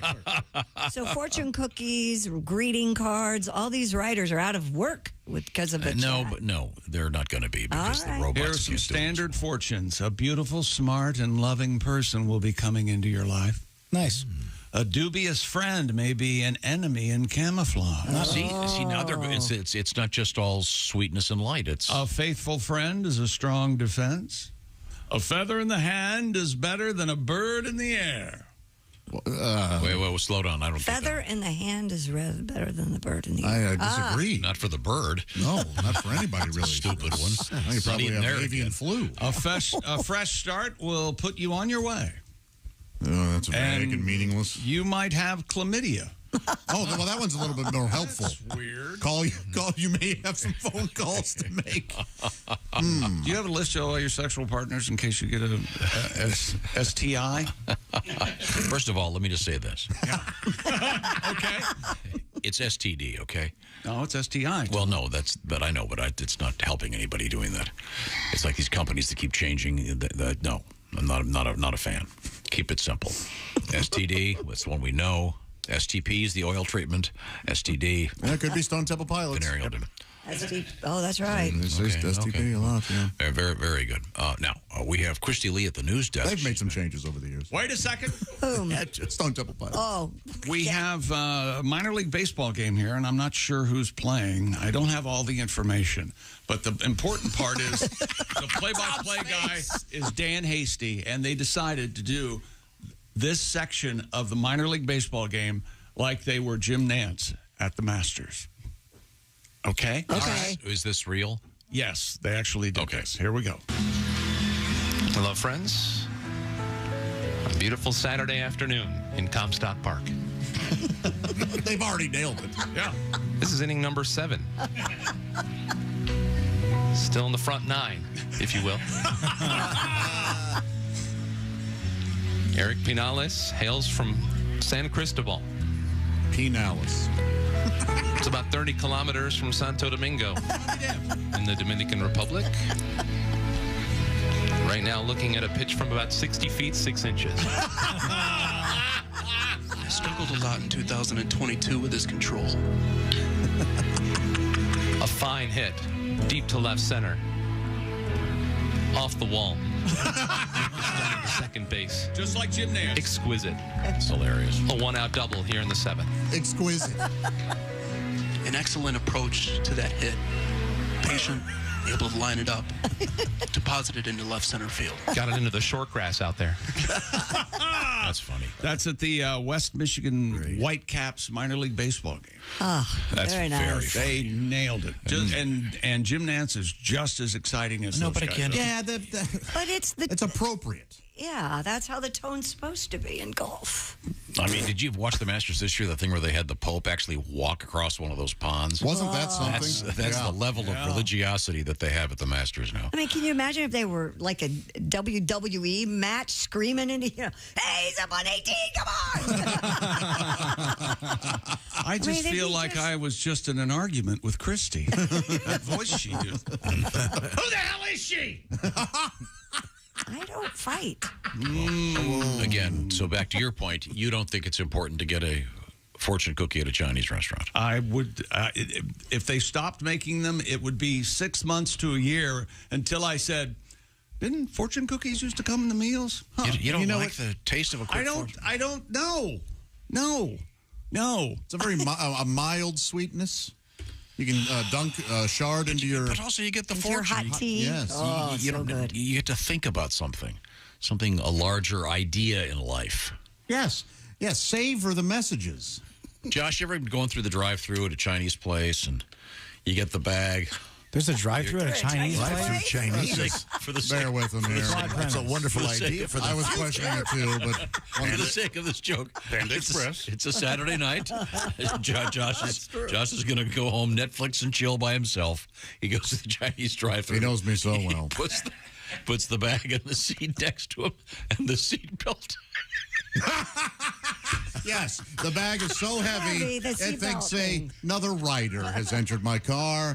I've had that happen. I don't know what the seatbelt sensors do.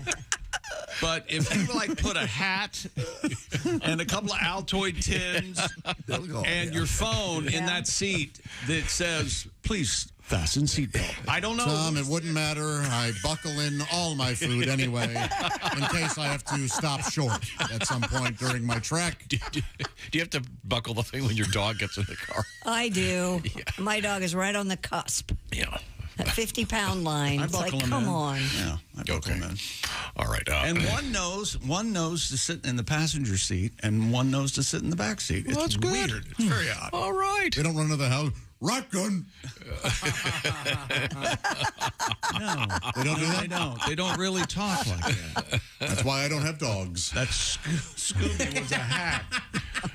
Okay, well, a few years from now, when you go to a Chinese restaurant and they have real cookies for fortune cookies, because let's face it, the cookies are the least interesting part. Josh had this a long time ago on the Chinese on the buffets. Oh yeah, they don't have their desserts down at all. They fall way short. Pudding acceptable, that's fine, but we all know you take it out of a big can. And the ice cream they have at those is too icy. It's real grainy and weird. Yes, not creamy at all. I just knocked back the crab rangoons for dessert. Are you kidding me?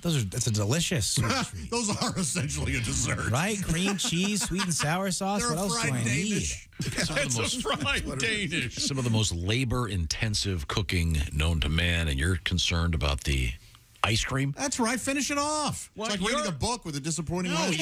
After you get your fortune cookie, then you get in the car and you go to Dairy Queen. No, you shouldn't have to do that. You're at a buffet where everything's supposed to be included. The Dairy Queen's right around the corner. Chinese food isn't labor intensive. That's why it's so easy to make. Making it? Are you kidding? Big wok. You make a wok and you fry it up. Boom. Yeah. Boom. Chinese when you food. get off your shift here, I'm going to send you over to Chonghua's, and you can stand there chopping You know vegetables. what I'd rather have? Something I made at home with Me love. too. Yes. Oh, that's right. You mean with HelloFresh? Of course. Oh! HelloFresh wants you to spend more time in the sunshine. That's why they've got a whole bunch of new stuff. Maybe they should have a fortune cookie with their fortune. Maybe they could. It's the new fast and fresh options from HelloFresh. What am I talking about? Well, they do the shopping for you. They do the measuring. It's a kit. You put it together, and of course, it's extra fresh because it's from HelloFresh. Your taste buds have been phoning you up going, hello, we're tired of the restaurants you go to. We're tired of the food you're making. How about just shaking things up? Try HelloFresh. Give it a shot. They've got a great offer to make you try it. I'll tell you about it in just a second. HelloFresh is all about quality ingredients. It's about getting those ingredients to you that are fresh, and it's about having you have more time for yourself. Every week, more than 40 chef-curated, foolproof recipes. They've done the measuring. They've also done the shopping. So a lot less stress for you. You open up the box and get going. And like I said, in some cases, just 15, some cases 10 minutes, you're ready to rock. Willie, what's some of the stuff you've been working on? Check out the Southwest Beef Cavatappi with poblano and smoky red pepper crema. HelloFresh sends you 11 ingredients. Put those together in 6 easy steps. In just over a half hour, you're enjoying this delicious, colorful, hearty pasta dish that you made at home with help from HelloFresh. Sign up today for a staggering 50% off, plus your first box ships for free if use the code BTShow50, like Bob Tom Show 50. BTShow50 at HelloFresh.com/BTShow50. They've done the shopping. They've done the measuring. Like I said, these new quick and easy ones are obviously quick. So you can, great for date night, by the way, Josh. Great for working with the kids, showing them how to cook. BTShow50, HelloFresh.com/BTShow50. Coming up, why you should not turn your charcoal grill into one of the rooms in your house to heat the place. It's fine. A great story about the Wienermobile and a bizarre story with the Dalai Lama. Ugh, you'll see why this is weird when we come back. This is the Bob and Tom Show. Bob and Tom, 24/7. Oh, yeah. Oh, sure, you're enjoying.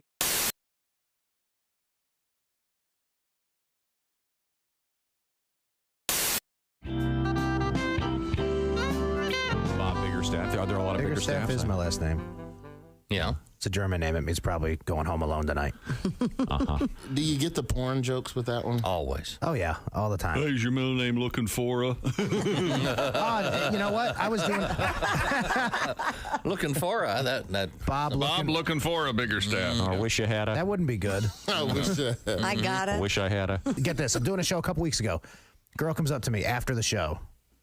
She's like, wow. Yeah, hot chick. Amazing. Yeah. I know. Yeah. Play along. Yeah, then what happened? She's like, bigger staff. She goes, that's my last name too. And she shows me her license. Right? She's like, we've got to be related. She's like, we're gonna party tonight. Oh yeah. And one of the other comedians is like, hey man, I think you got a shot with her. I'm like, long lost. I don't know. You know, when the conversation starts with "we've got to be related," probably not going to end with me having sex with her. Yeah, probably not. I'm going to try. Sure. Yeah, because you're a guy. Right. I know how these things end. Yeah, I know. Yeah. Stay positive. Yeah, first cousin or not. Yeah, that's a myth. Yeah. Oh yeah. Now, Roy Wood Jr., you are a junior, obviously. Yes.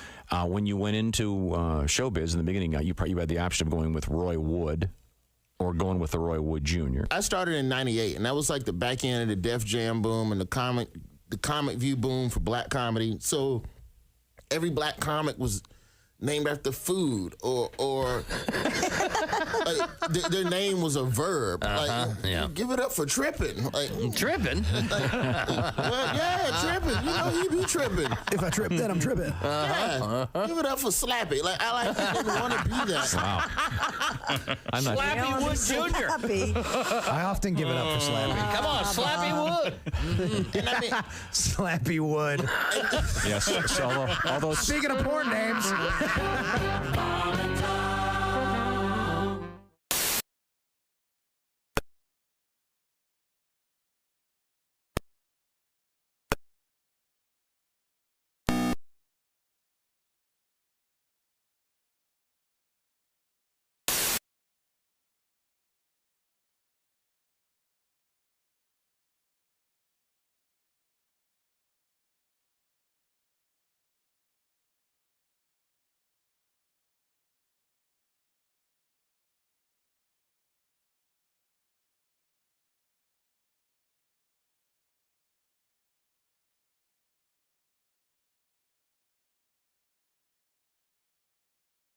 That's got to be scary. I went to buy beer the other day, and they sell non-alcoholic beer, right? Which is a good idea. But did you know they sell it by the keg?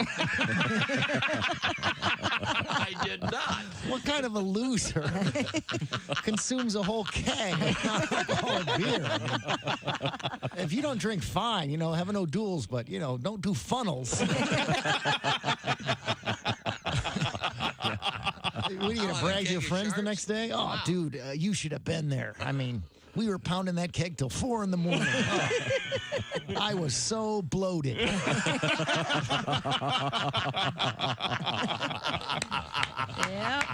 Then I drove everyone home. Cool. Yeah. There's a gigantic warehouse of stuff I don't get. I can't And they understand serve non-alcoholic beer there. You know what? Boy, Another thing I don't understand. Hooters has food to go. Who the hell's that for?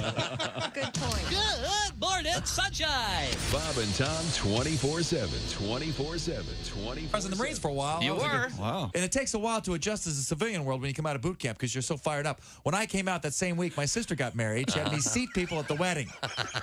I accepted the assignment, People would come walking up to me in front of the church like, oh, you must be Patricia's brother. Sit down! I don't want to be your friend. Get your eyes off me.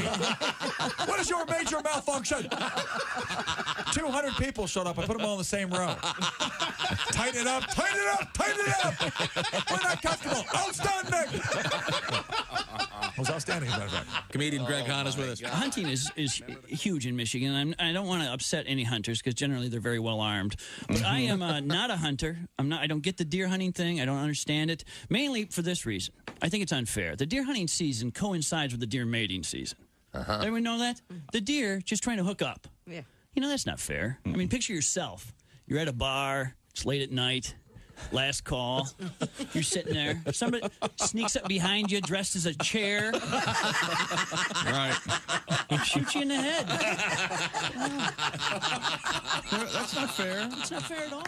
Hey, guys, it's Eli. Hey, Eli. Oh, hi, Hey, Eli. You nailed it, Petey. It's about as low as it gets. You know what, Eli? You're just feeling sorry for yourself. Look, I was thinking, there's no need to get down. I mean, just because you're grounded at work don't mean you can't gain yards. I've got a fresh, hot Papa John's pizza you could run by the house. God knows you wouldn't want to try to pass it. You'd probably get picked off by the mailman. Oh, yeah. Hi, this is Bob and Tom 24/7. My name is Jim Gaffigan. I have to go and, well, I just had a... Welcome back to the Bob and Tom Show. At the news desk, it's Christy Lee. Hello. There's Pat Godwin in the performance room. Hey, chick. There's Josh Arnold at the I Hate Steven Singer sidekick chair. Look at this new color rose they gave us. Oh, it's beautiful. Lovely. Get yours now at IHateStevenSinger.com. Huh. All right. Thank you. There's Ace Cosby. Howdy. There's Willie Griswold. What is up? I'm Chick McGee, and here's Tom Griswold. I mentioned this kind of sad story. The great cartoonist Al Jaffe, one of the veterans of Mad Magazine from back in the day, died at the age of 102. Old. Won many awards, famous for the snappy answers, famous for the mad fold-in. Just a terrific sense of humor, and a very, very interesting man. So sad that he's gone. For those of us that remember Mad Magazine back in the day and all those great things. Loved it. Used to go to the 7-Eleven and buy a copy every time it came out. Alfred E. Newman. Of course. Sure. What me worry? Well, in this case, what me bury. Oh. Next to the casket. You know what? Jaffe would have liked that. He would have, yeah. On a brighter note, Yeah. Christy Lee is at the Bob and Tom news desk. What have we got over there? Authorities in Florida say they've arrested a naked burglary suspect who was covered in grease, blood, and peppermint oil. Good Lord. It's a party. Every now and then my tummy gets upset, so I have to slather myself in peppermint oil. Volusia Sheriff's Office said the 34-year-old Blake Tokman had... It might be Talkman, but Tokman sounds funnier. Tokman. Had smashed out the windows of a home in DeBerry. Yeah. DeBerry, Florida. You know why they call it DeBerry, right? They call it DeBerry. DeBerry is right near DeLand. It's like Detroit. Why do they call that? No, it really is. DeBerry is right near DeLand. Oh. That's where all the graves are. Yeah. Yeah. You know they call it DeLand. Why do they call it DeLand, Tom? Right near DC. Thank you. Oh, thank you. Doesn't grease, blood, and peppermint oil sound like a Warren Zevon song? Grease, blood, and peppermint oil. Once again. Apparently, the 34-year-old had smashed the windows out of a home in DeBerry before leaving and breaking into another house. Responding deputies spotted the nude suspect in the backyard of the second home, chased after him after he fled. He allegedly jumped in and out of a pool before leaping onto a trampoline. Whee! This is Ferris Bueller? Woohoo! Where multiple deputies tried to subdue him. You know, if we played by the rules, we'd be in history right now. The sheriff's office said the man appeared to be under the influence of unknown substances, and his body was covered in wheel-bearing grease. Well, he's a contestant on your new show, isn't he, Tom? Yeah, meth or bath salts. Yeah. The audience decides. Peppermint oil and blood. The man taken to a hospital for a medical evaluation after he was caught now faces charges of occupied burglary. Hey, don't worry. This isn't my blood. Battery on a law enforcement officer and resisting arrest with violence. So let's say you're a cop. You're working hard. You get the phone call. You got a choice. You get the alligator at the schoolyard or this lunatic. Which one do you take? Well, it took 4 deputies to get him into custody, plus 3 more medical professionals to secure him on a stretcher. For the good news, they all smell like essential oils. In this case, one of the essential oils, 30 weight, and peppermint. Wow. God, what a lunatic. Hope he gets some help. Hope everything's all right. Yeah. Well, good luck to him. Yeah, that is rough. How do you tase a guy on a trampoline? Whoa, up, down, up, down. Yeah. Oh, man. Did you? Nope. What? Okay, hang on a minute. Wait, sorry, Christy. Never even thought of it. I'm looking at the full article here. Yeah, They have the actual. Quotes. They have the audio from the body cam footage. One of the cops goes, "I got one running, going westbound, behind the fence. He's naked." Another guy, he's slippery. He's slippery. He's slippery. Yeah. Well, he's covered in grease. And then one guy goes, "He smells like toothpaste." This is all the transcript of the police talking. Okay, Yeah. great. Good luck to you, sir.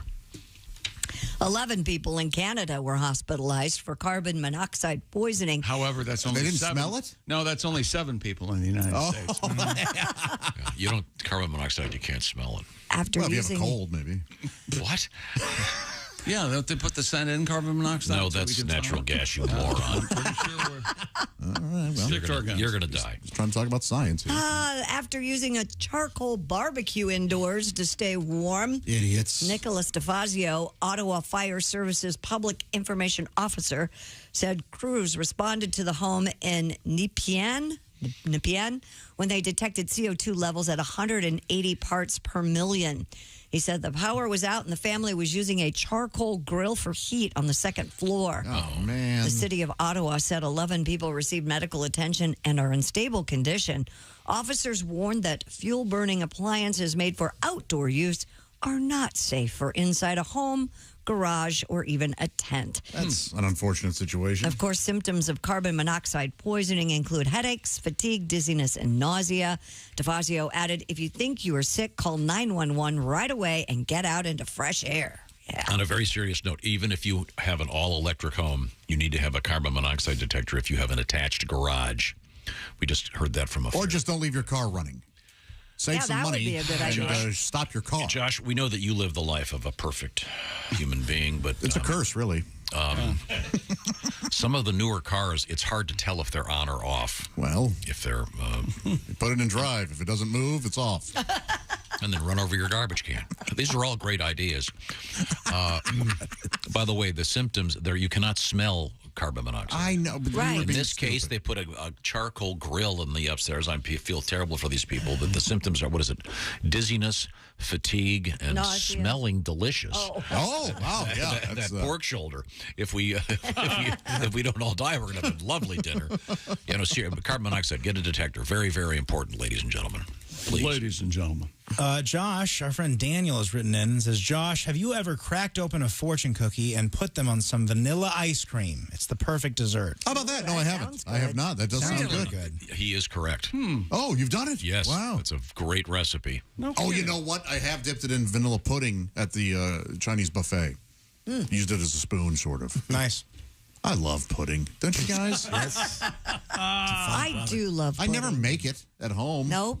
And I don't buy, I never have it. That's the thing. To it. Why don't I have things I love? You, me, and Pat can go to the cafeteria. They've got pudding there. Yeah. See, but when I go to the cafeteria, I have to get the custard cup. That's even more rare for me to have than pudding.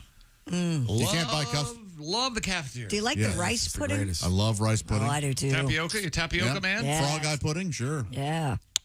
Chocolate pudding, just good old-fashioned chocolate. Yeah, but I prefer the vanilla flavors. I am in the minority. I love butterscotch pudding. So do I. Well, you're not you're not in the minority if you're surrounded by 101-year-olds. That's not true. Yes, it is. It's butterscotch is only for old people. I've loved butterscotch since I was a kid. It's because you were an old soul. What's the? Is it a pie that is half pudding, half chocolate, and Chocolate cream Boston pie? cream pie, yeah. Boston cream pie? it's very, very good. It isn't. Aren't those terrific? Hardly a pie. Didn't know what the name of them What's was. the pudding that goes in the can? Thank you? Is it called Thank You pudding? I don't know, but I like the. I think that's. You're welcome, pudding. That's the politest of all desserts. Yes, and thank you. Must be Canadian. For being pudding. So polite. Okay. Christy Lee is at the Bob and Tom News Desk. She did not get married on her recent vacation. People have been asking. Tom, we were talking about fortune cookies. Yes, I'm a big fan. Joshua has written in. My dad used to tell us that if we didn't eat the fortune cookie with the fortune in it, the fortune wouldn't come true. Wait a minute. What? You eat the paper too? So you got to open it up, read it, then put it back in and eat it? I guess.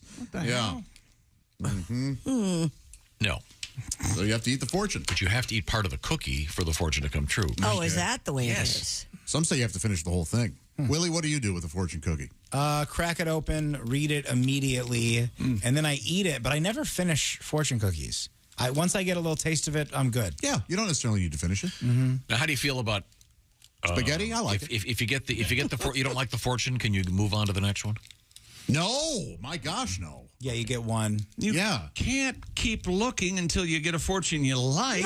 And you do not, I also believe you do not take a fortune cookie until you have offered them all to the other people with you. Oh, there's etiquette here? So you get the fortune that's left, is what I'm saying. Will you save fortune cookies like you save soy sauce? If there's extra soy sauce in the bag, you put it in the junk drawer. I don't do that, but I also do not save the fortunes. No. Really? Yeah. You don't have a drawer full of random sauces? No, because what you're left with 9 years later is a drawer full of random sauces. No, it's so fun. Gotta save the soy. No, I'll save them and bring them to you. I am a liquid aminos man. You have never had You've never had the delight of opening a drawer that has soy sauce, Chick-fil-A sauce, ranch, and the McDonald's buffalo sauce. I've had the delight of moving out of an apartment, opening up the sauce drawer, finding that 2 of the packets have burst open, and having to clean out the whole thing. No, you can't let this keep you from the delightful sauce. And then you make a random sauce. You'll never sell me on this? Oh, buddy, no. I just wish you would. I wish so you have a drawer right now at your house full of random sauce. It's got random sauces. Every house has that. It's got screws. It's got duct tape in Tom hasn't even moved into his new house, and it has a sauce drawer already. Well, I have a junk drawer, but it doesn't have sauce in it. Christy, yours is mostly dead dildos, isn't I it? had some egg rolls, and I ran out of my regular duck sauce, but I went to the cabinet, and there's leftover. Christy, when you have a vibrator that stops working, do you throw it away or keep it around for... What? Do you fix it? You throw it away. You don't have to answer any of these questions. We're going to move on. I've never had one wear out. What's your well, I'm sorry to hear that. This is from Andy, an email. My family has a tradition of reading our fortune cookies in a sinister tone. Oh, I like that a lot. And adding at the end of the fortune, Mr. Bond. Oh, that's great. It always works. That's fun. Josh could probably impersonate each of the Bond villains in one shot, says Randy. Oh, I appreciate the vote of confidence, but I don't know about that. Let's just do the ones that are offensive. Joseph Wiseman, right?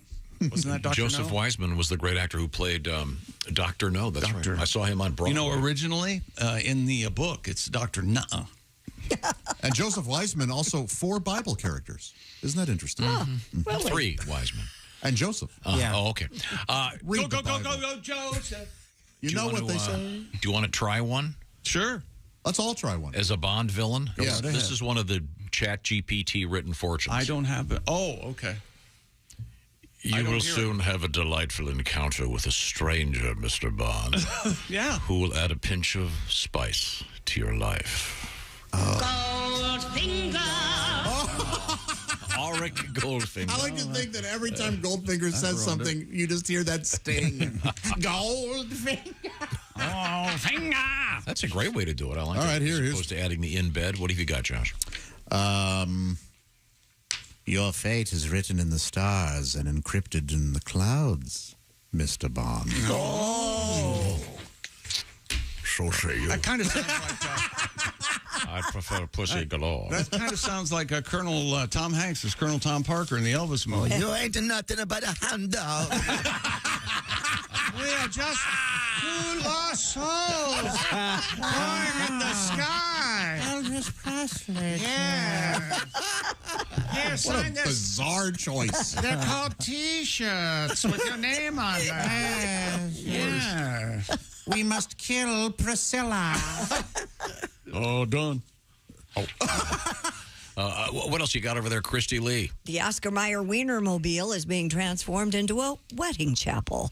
Oscar Mayer announced that soon-to-be newlyweds will have the chance to exchange vows at the first ever Wienermobile of Love. You know this is a guy thing. The brand said the chapel will be located outside the iconic Little White Wedding Chapel in Las Vegas. On April 15th and 16th, a select number of lucky couples. Do you think only little whites can get married there? Are you under 5'5" and Caucasian? Come on over to the Little White Wedding Chapel. Christy, you can be married at the Little White Chapel. Yeah. Again, so On April 15th and 16th, the select number. You're a little too dark to be considered a little white. oh, sorry. lucky couples will be treated to an all-expense-paid ceremony where they will be wed by Oscar Mayer hot doggers. You can sign up if you're interested. I thought you were going to say Oscar Robertson. At OscarMayer.com. Every woman's dream. Yeah. Well, I've been dreaming as a little princess about getting married with my Prince Charming in front of the Wienermobile. No, this is a guy thing. Well, there are plenty of women who love the hot dogs. Yeah. Christy said she would have a couple. I love a hot dog. We've registered at Skyline like a chili dog. Oh, God. Pat, you have a song? Oh, I wish I had a girl to ride my wiener. Oh, come on. Come on. That is where I'd like for her to be. I'd like to marry her on top of my big wiener. For me, that would be marriage number 3. Very nice. Wait a I minute. personalized it. Wait a minute. That's all I could do. That's it? That's it. That's all it needed, Pat. Can't go Well further done. with that. Could you do the first line again? I don't think I heard all the words. Oh, I wish I had a girl to ride my wiener. Okay, I heard that one. Well, there you go. No reason. Dripping sarcasm. No reason to do this song again. I always like when Pat's embarrassed by his own work. It happens every day. I have received quite a few suggestions on Twitter that I apply for the Wienermobile wedding. Really? Why not? Why not? That will not be happening. You could have your daughters there throwing out little smokies. Yes. No, the little whistles. Remember the Wienermobile I've got one. I've got a wiener whistle around here. Yeah. Why don't you blow on that, huh? And that, by the way, that rice thing in the birds is Why not don't true. you blow What? on this? Remember, there's a thing for a long time where they said don't throw rice at weddings because the birds eat it and they explode. It is true. No, It's absolutely the They don't explode per se, but it hurts them. How do you know? Because I'm a birdist. He loves birds. I've seen it happen. Ornithologist? It's birdist, all right? I was trying to. I'm a layman ornithologist. Oh, I'd like a to birdist wish- for the people. Here's some rice. I'd like to wish you two kids. That's what happens. Oh, now it's what do they do? Bubbles and Yeah. yeah. I like to throw glitter. Josh, That's much better. I like to throw Mentos. Josh, you do the boom, and I'll do the. Okay. Oh, you two kids, here's some rice to help you. Close? No, maybe not. Okay. So you can get married in front of the Oscar Mayer Wienermobile. Yeah. Kind of cool. No. It'd be memorable. But again, I'm not seeing any young lady who's going to be saying, well, just like Barbie, I want to have my wedding in front of a giant hot dog. I mean, you've got a good sense of humor. It'd be fun. If you object to this ceremony, what is it? Speak now or forever hold your wiener. No, that's not right. That would be terribly wrong. Right now, I want to talk about sonic things and sounds and what the best sounds are out there. Of course, you've got to listen to them on earbuds these days. And why not get the best earbuds that are half the price? I'm talking about the Raycon earbuds. They mate with your phone easily and quickly, and they stay there. They're not going to drift away all of a sudden. When the punchline comes, it goes somewhere else. Chick McGee, tell me more. That's right. Raycon's mission is to prove that you shouldn't have to pay an arm and a leg for quality sound and essential smart tech listing features. Raycon, you can get a pair and a spare, and you still pay less than you would some of those other big-name tech brands out there. Raycon offer buy now, pay later options, easy and free return guarantee, free domestic shipping, flat fee international shipping, and they have over 50,000 five-star reviews. And I haven't even mentioned 8 hours of playback, crystal clear call quality, and water and sweat resistance. Go to buyraycon.com/Tom today and get 15% off your already low price. That's buyraycon.com/Tom, 15% off your Raycon purchase. That's buyraycon.com/Tom. And they stay on. And they stay in your ears, too. That's the important thing about Raycons. A couple important things. People always ask me, because they know that I have driven the Wienermobile. Did you drive it also, Christy? No, I rode in it. I didn't drive it. I got to drive it, Josh. People always ask me, is the Wienermobile an automatic transmission? Excuse me. They ask me, is the Wienermobile, does it have an automatic transmission? Yeah. And the answer is yes, it does. The corn dog mobile. That's a stick. All right. Okay. That's the kind of quality humor. I really have driven the Wienermobile. That's cool. Yeah. Around a racetrack. It was amazingly cool. Be right back. It's the Bob and Tom Show. Got something to say? Send us an email. Bob and Tom at Bob.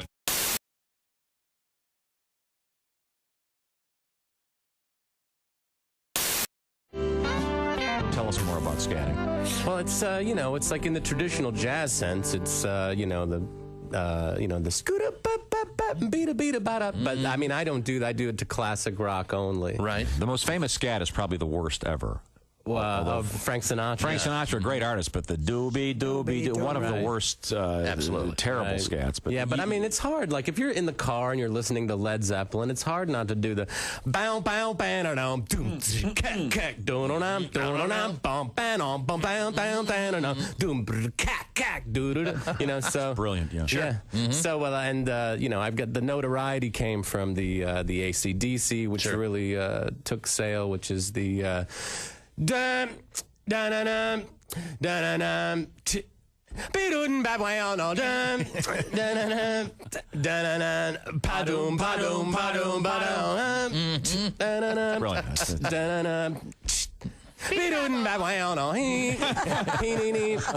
And my girlfriend's like, most people sing the lyrics. That's true. Okay, I Staring can out the scat window. Amos Moses by Jerry Reed. Oh, yeah. Let's hear it. Please. Well,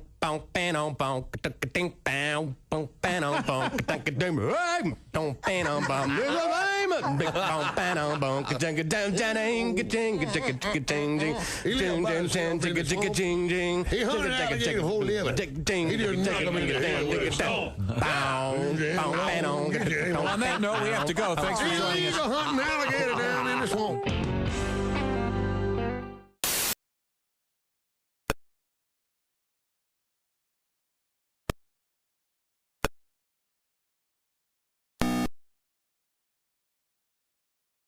I wish I were dead. Hey, guy, it's Kid Tarmac. This is Bob and Tom 24/7. Kid Tarmac. Hey, did you know Ken Tarmac ran into Floyd last week? That's right. Spring breakers took up all the flights, so Kenny had to jump into a rental car driving cross-country for a business meeting. And what happens? Flat tire, pulls into a truck stop, and there's Floyd giving him some advice on how to get that tire fixed.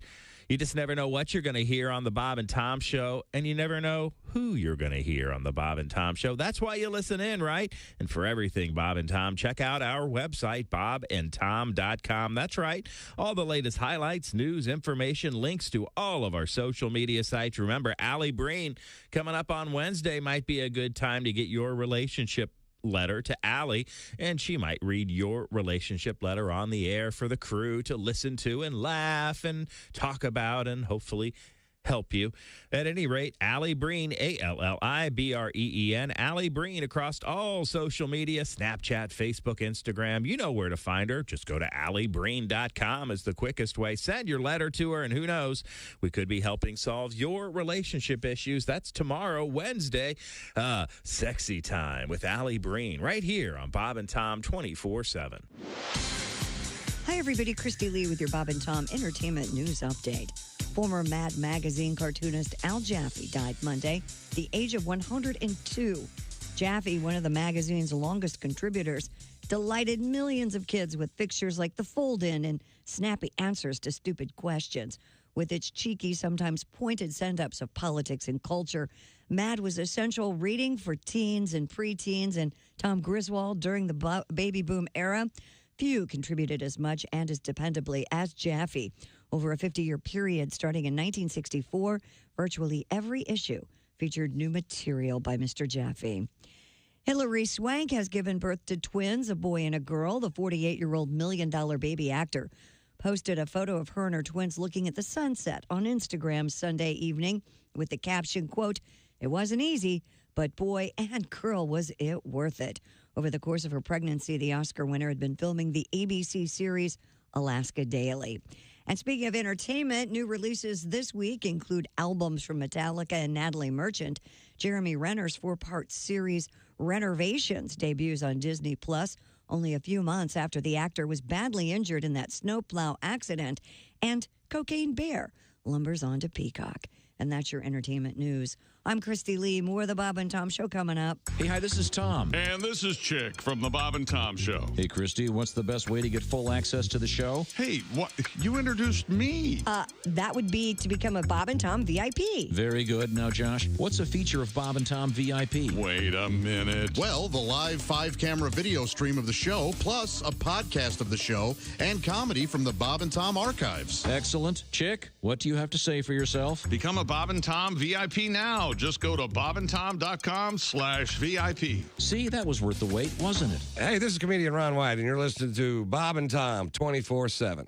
Attention, Fergler shoppers. You need hardware, you need Fergler. That's right, Fergler's hardware store. Fergler's dares you to beat their prices on anything in the store. That's right, Crazy Ernie's lost his mind and everything must go.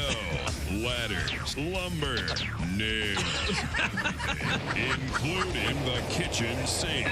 Fergler's hardware store, where you make out like a burglar when you shop at Fergler's. Free popcorn Mondays, free coffee Fridays, free parking. It's Crazy Ernie's going out of business sale. Everything must go. Fergler's hardware store. If Fergler's doesn't have it, you don't Fergin need it. Hi, I'm Ernie Fergler. He's Ernie Fergler. If you don't come buy some stuff today, he'll kick your ass. Be there. Bob and Tom. For your information, these are two of the worst kids I have ever encountered in my life, and I worked the state fair. We were stupid before stupid was cool. You don't say we didn't warn you. There's laughter ahead. This is Bob and Tom 24/7.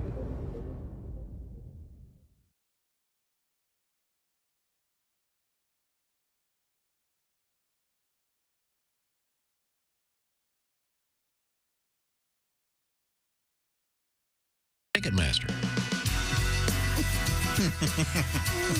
Welcome back to the Bob and Tom Show.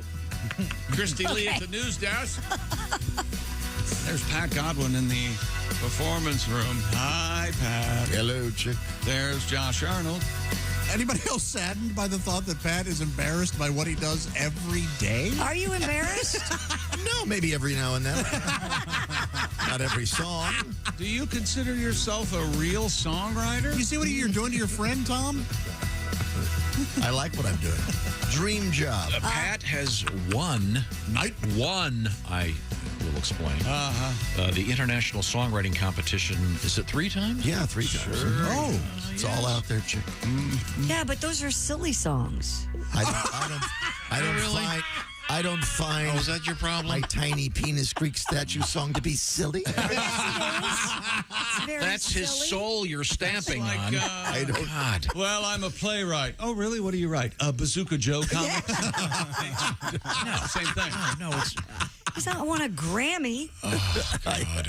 You can look over the list of crap that's won Grammys. Yeah, Godwin's Grammy worthy. Of course he is. I'm just joking. Oh, come on. In the comedy category.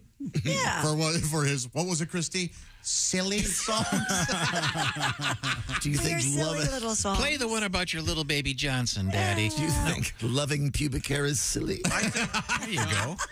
That's a cultural commentary. I think there's a Grammy inside him, but it belongs to Johnny Loudon. We all know. That's true. Yeah.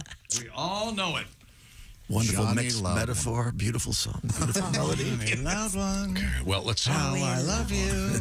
Don't underestimate the importance of comedy. I am not underestimating it. I mean, there was a period of time when the Academy Awards only gave awards to movies that starred a lot of white people and were directed by somebody from England. Don't act like that bothered you. What are you talking about? 2016? Well, Oh, he's the star? I hope they have captions. Hey, Josh, real quick. Earlier I was talking about how I think there's a brave group of people out there. They have just a drawer full of sauces. Yeah. And sometimes they let wonderment lead their day. Okay. This is from our friend. He goes, Willie, the sauce drawer is fun.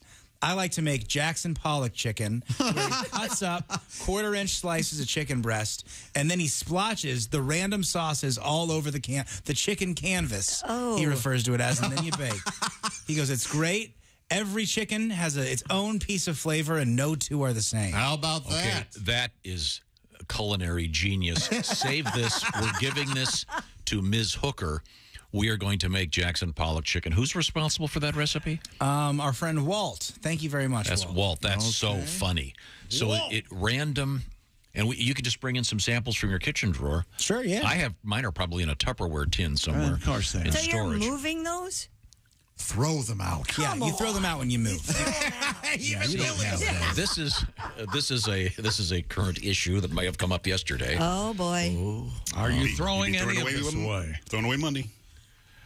Go ahead. Thank you, Ace. Well, are you taking advice from Ace now? Is that what we're doing? Yes. Really? Yes. So what was the issue that came up yesterday? About how in the process of moving, and once again, we're currently not living in our new house, and we're not living in our old house. We're living in someone else's house. There may or may not have been some things that I boxed up that probably should have been tossed. I'm just saying. I see. Do you want to give us an example? You keeping all the newspapers and everything. I don't do that anymore. I don't believe you. I don't. I get all my newspapers on my phone. A dirty lie. I have no newspapers. Period. So what did you box up that you should have thrown away? Maybe the entire junk drawer. Oh. It's got cool stuff in it. You never know. Little tiny screwdrivers, flashlights, matches, horsey sauce. You're living at someone else's house, though. Did you just steal Kelly's parents' junk drawer? No. It's the junk drawer from my old house. Junk drawer from the old house. Hard to I hit. put it in a box, and it's in the basement of the new house in storage. Huh. It'll never be opened. Who have you been talking to? It's going to be a long couple of months for us. How many Tom, I want you boxes? to answer this honestly because there's a couple of us in this room that can help you out. Right. Do you want out? I have an extra room. Look, you know what? You get to a point where you say, well, it's really not that different either way. They're not married. Well, I'll tell you what's different. Your check. What is in your junk drawer, Willie? Besides, do you have a special sauce drawer only, or do you? No, it's sauce. It's junk. There's like a Black & Decker screw thing in there. There's duct tape. I got a bunch of naked lady pins on eBay a couple months ago.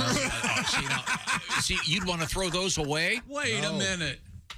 When did you get these? Remember we were talking about naked lady pins one Yeah. morning? I got on eBay. And I thought I bought 5 naked lady pins, but I bought 50. Oh. Your dad did the exact same thing with I something know. recently. So and you didn't give us any naked lady I'm lousy with naked lady pins. I'm up to my neck in Do naked you lady click them and they go naked? Is that what You have happens? to hold merch, them, my friend. Bring them hold in them here. upside down. Oh, wait a minute. Yeah. What? Yeah, sell those as merch. Okay, yeah, I'll get rid of them. Yeah. I got plenty of naked lady pins right now. $9.99. Free spend. We could probably get Willie G monogrammed naked lady pins. Yeah, but you got to work with what you got right now. I just write on a Sharpie Willie G on the side. There you go, $5. That'll only take People love 8 you. weeks to letter all the pens. It's actually a good idea. An old friend of the show. Oh, sorry. Go ahead. I didn't know you were going to do another. No, I was just going to say, an old friend of the show, Vic Dunlop, famously sold at the end of his show, he sold those glasses with the eyeballs on them. Oh, yeah. And he sold thousands and thousands of those over the years. Did you ever see his pitch, Josh? I mean, it's famous. Yeah, they were hilarious. He'd put them in. They were almost like suntan glasses, and he put them in, and it looked like his eyeballs were popping. But it turned out he got in trouble with the IRS. Right, Turns right. out he didn't have a leg to stand on. Oh. Well, sadly, he was like your dad, a combat Vietnam veteran, a great guy, but he also had some issues with his health and lost one of his legs through diabetes. And then he died. Yeah, and then he died. And then he passed died. You happy now? We'll come back with a sports bulletin concerning Tiger. Okay. What's in your junk drawer, Christy? What's in my junk drawer? I keep my bills in there before I pay them. I have, and I keep. You're probably like me, Chris. You don't have much of a junk drawer. It's this big. It's like this big and this long. I don't have a junk drawer. Really Everything in its place. I have 2 junk drawers, about yay wide and about yay deep. This is radio the size of a bread box. Shut up. So relatable. Shut up. We'll be right back. I'm going to chop you. It'll fit you when I chop you up and put it in there. Okay. Coming up, a really disturbing story about the Dalai Lama. His holiness is also his weirdness. So I got that going for me. This is the Bob and Tom Show. Got a comment? Our email is bobandtom@bobandtom.com. More Bob and Tom next. State law.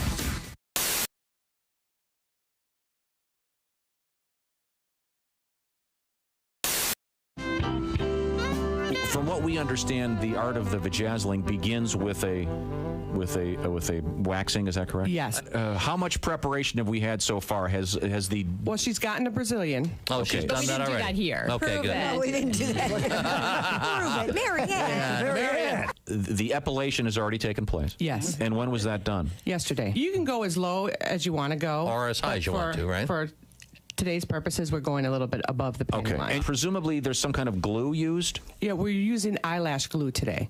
Really? Okay. Do you mind? Should I go in there so I can see this? I think you should. Yeah, get right down. Eyeball Good that luck. thing, Do you Tom. mind, Hillary? Would you mind if I go in there? No, of course not. You don't mind if I come in? Okay. Yeah, All right. we need It's you. better than you pressing your face up against the window. Licking the window.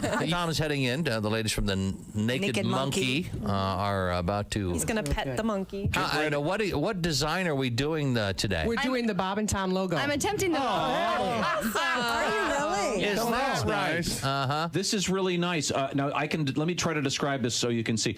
Above the panty line, a number of sort of are these rhinestones? Yes. Yeah.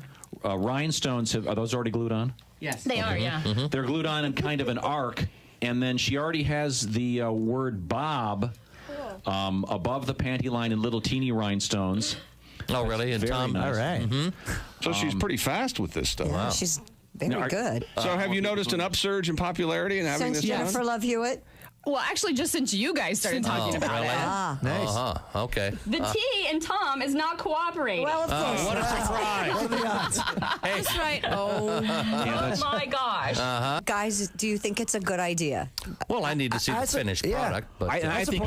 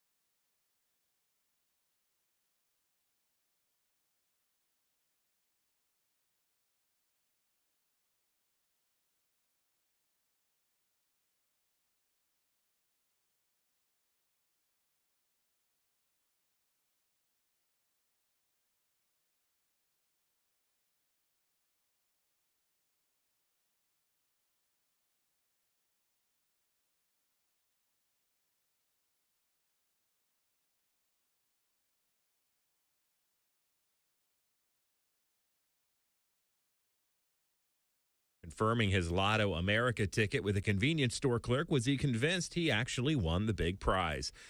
Lape opted to take his winnings in cash, which for the drawing, $21.28 million. The $40 million prize was for those who take their winnings as an annuity paid over 29 years. Lotto America played in 13 states and offers smaller prizes than the game's Powerball and Mega Millions. Congratulations to the 61-year-old retired mechanic from Dubuque, Iowa.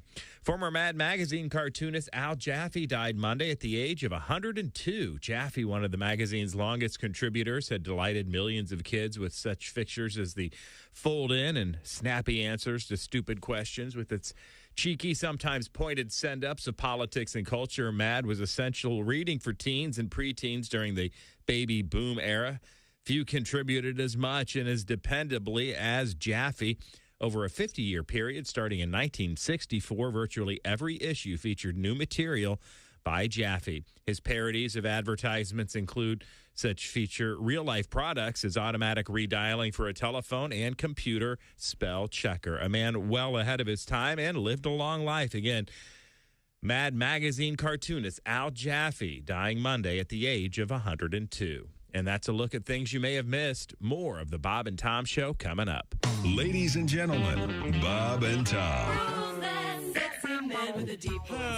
Ace Cosby, here he is with his joke of the day. Hey, Chick. Yeah. Did you hear about that lobster that got a job at Pizza Hut? I'm already in. I did not hear about the lobster that got a job at Pizza Hut. Yeah, he works at the crust station.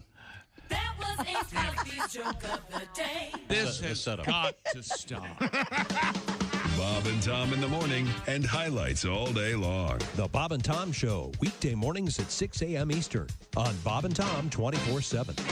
Hi, this is Greg Warren, and you're listening to Bob and Tom 24/7. Time now for Bob and Tom Super Bowl Trivia. The 1972 Miami Dolphins became the first NFL team to go undefeated for all of their regular and postseason games. Most analysts agree that their marvelous no-name defense was the key to their brilliant performance. But perhaps no other defense in the NFL compares to the one seen in 1994 when O.J. Simpson faced double homicide charges in an L.A. courtroom. We salute you, Orenthal James Simpson, NFL Hall of Famer, accused murderer, and free American citizen. This has been Bob and Tom Super Bowl Trivia. Bob and Tom 24/7. Are you a single guy? I used to be married, but I'm divorced now. Yeah, my marriage wasn't working out. I was driving down the road one day, and my wife ripped the rear view mirror out of the windshield and beat me in the head with it. What? You'd have thought nobody had ever made love to her sister. But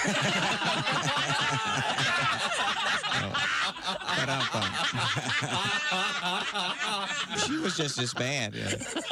She used to brag, I can count the number of men I've been to bed with on one hand, and then she'd do it too. 5, 10, 15, 20, 21. Morning laughter just might be the best medicine. I can hear you, oh no. You're talking out your ass again. Bob and Tom. Welcome back to the Bob and Tom Show. Christy Lee at the news desk. Hello. There's Pat Godwin in the performance room. Hey, Chick. There's Josh Arnold. Chick. At the I Hate Steven Singer sidekick chair. Mm-hmm. Steven Singer. There's Ace Cosby. Howdy. There's Willie Griswold. Good morning. I'm Chick McGee. And here's Tom Griswold. Talking about junk drawers. What's in your junk drawer? Josh, you see you have a very small junk drawer? I don't have a junk drawer. Everything is Everything in its place. Yes. In a place for everything. And if I find something to be junk, I a room of my own. You don't have a place like you don't have batteries in there. No, I have batteries in the battery portion of the closet room. My house is very well organized. So where's your nail clipper and your little mini screwdriver and your little thing that has the screw for your glasses and all that stuff? That's in the junk drawer. No, a utility drawer I have. There's no junk in it. It's things that I use. Do you have those sandpaper sticks for emery boards? Emery boards. What about the sleeve that has suction to it? Do you have one of those? That is in my nightstand. whack-in closet. No, you mean walk-in closet. Oh, that's what that is? Yikes, I better have somebody steam the carpet. Boy, those people from California closets were so upset. You mean the dildography rack is something unusual? Okay. Everybody has a junk drawer. Come on. I don't. I don't. His garage is enviable. Don't you want to be able to find what you're looking for? I know where I know it's in there. I know where my scissors are. They're in the junk drawer.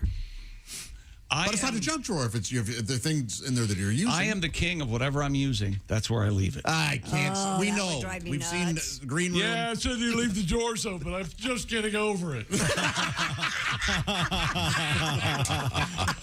I couldn't believe it. I walked in there. Doors are open. It's like the green room is haunted. No. Sink running. That was me. That's me. I don't like to hear anyone to hear me piss. Do you clean your house before the housekeeper comes? A little bit, not much anymore. Now, let me ask you this. I dump on the carpet. Sincere, handle Earn that. your money, babe. Again, when I'm at a restaurant and I see instead of having men and women's rooms, they'll have either unisex. Sometimes it'll just say, "We don't care." Yeah. So I'll just dump right in the floor. Okay? I just don't care. I don't care. I'll make you care. What do you, I just discovered something the other day. I was doing some preliminary work on the move, and I opened up a toolbox. Yeah? Only you would say, I was doing some preliminary work on the move. So I guess I'll put this in question form. What do you think you have the most of that you've purchased the most times? Oh, like multiples of? Yeah, I may have 40 screwdrivers. Okay, yeah. Mine's close. I still do. I don't care how many I have. Those little boxes with the drill bits in them. Oh, yeah. I get one or two of those every time I go to the hardware store. Yeah, I could build a small metal building out of Allen wrenches. Well, I could have used that the other day. You know what I have a lot of? I did not purchase most of these. The little twist ties that come with, around cables. Oh, yeah. And I have those in a special compartment in one of my toolboxes. It's many, many twist ties. And I have them put together. I twist tied them together. No kidding. So they're all right where I need them. Boy, that is a fascinating You twist tied your twist ties? That's right. Do you have... What? I struggled to say that, twist tied your twist ties. No, you struggled to not say the F word afterwards. No, whoa. Do you have the zipper tie thing? I have zip ties, yeah. Zip ties? Love those. Are those zip tied together? Where do you keep those? I know, because then you waste a zip tie. I got yelled So at are the they other just day. loose? No, they're in like a Ziploc. What kind of un-American? They're in a Ziploc type bag. Hang on a second. In my nightstand. The cracks are beginning to show on Christy. What did you just Because say? my zip ties are underneath the sink to the right. They've always how did been you there. start that out, though? Well, he was very upset about that. He goes, "Why do you have zip ties underneath your sink?" And I go, "They don't go there." I go, "Yeah, they do. They're right there on the right They go in underneath the the garage sink." in a toolbox. No. That's how it starts. My garage is in a separate place. Well, I'm what not else do you gonna have garage in the underneath your garage. sink that it would make sense for the zip ties to be there? Nothing. Well, when it gets to, I don't know why these zip ties, stupid whore! Maybe. I mean, you have dishwashing it'll be time. detergent. Sure. And, Do you have the Allen wrench for your garbage disposal? yeah, God, no. I don't know where You're that supposed would to keep be. that down there. It's not, it is an Allen wrench. It's but kind of more an Allen handle. Yeah. It's a special thing for your garbage. You're supposed I to have put no it in that idea little where that plastic is. sleeve and nail it to the wall there. Nail it to No, the that's a wall. good idea. I have mine taped. I have no idea where mine is. It might be underneath there. I carry mine with me. At all times. Goes on the It's belt. like some guys would wear like a church key back That's in right. the 50s. They got a can opener. I carry around my Who knows? garbage disposal I might clearing be at somebody wrench. else's house. Pat, I am not trying to attack your manhood or anything like that. But your penis is very small. No, do you have a toolbox? No. No. No. Would you like a toolbox with just your basic essentials, your different types of screwdrivers, a hammer? Well, sure. Now, do you know what a hammer is versus a screwdriver? I think I do. One has vodka. What is a hammer of vodka? I think I have like 4 hammers. I could donate That's a a hammer. lid of vodka. You know something? We could all bring in Our excess Extra tools and give them to Pat? Yeah. Oh, my Lord. I got lots. Now, I don't have an extra tool box. I tell you what, I have a tool. I have a tool bag you could have. A bag, huh? A couple bags, yeah. Those are really handy. I have a nice tool bag. Napa. In fact, Napa gave it to me. Very nice. Well, we're going to return to the news desk because we have a first of super all- creepy story. Oh, you have your sports bulletin? No, we've got. We can't do the sports bulletin. Forget it happened. Okay. Now he's going to get curious. This is a joke from a gentleman named Carl. Okay. Hi, Carl. Hey, I used to have a jumpaline in my backyard Yes. until your mom got on it. Now it's a trampoline. Nice.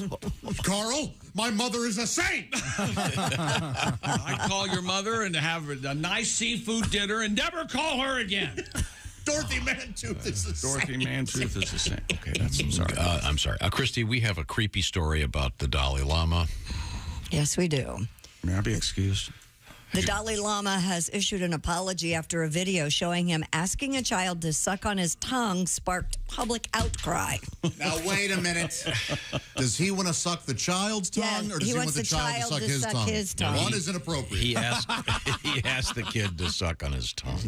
The incident occurred at a public gathering at a temple. I don't understand. In Dharamsala in February, when a boy in the audience asked if he could hug the 87-year-old leader. All right. The Dalai Lama invited Dalai Lama invited the boy up toward the platform he was seated on, where the child kissed his cheek and gave him a hug. Yes. The Dalai Lama then asked the boy to kiss him on the lips before sticking out his tongue and saying, "And suck my tongue." And then the little boy said, "No tongues." I don't understand. The footage triggered, as you can imagine, a backlash online, with social media users condemning his behavior as inappropriate and disturbing. A statement posted on his official website, which I read yesterday, I was on his Twitter page, quote, "His Holiness wishes to apologize to the boy and his family, as well as his many friends across the world, for the hurt his words may have caused." The statement added, "His Holiness often teases people he meets in an innocent and playful way, even in public and before cameras." He's also a secret pedophile. So bad. SNAP, the National Advocacy Group for Victims of Clergy Abuse, said they were horrified by the Dalai Lama's actions. I don't understand. What a weird. Did we lose something in translation? Now they're putting a spin on it, saying that this is a tradition. I was going to ask that. And yes. but then other people are saying they're really reaching. This was something that hasn't been done forever, and it's just the guy's. What is he? 87. Yes. And maybe getting a little bit addled, perhaps. Man, oh man, can you imagine somebody listening to some sort of authority figure or leader in their 80s? What if we did that here? Yeah, it's.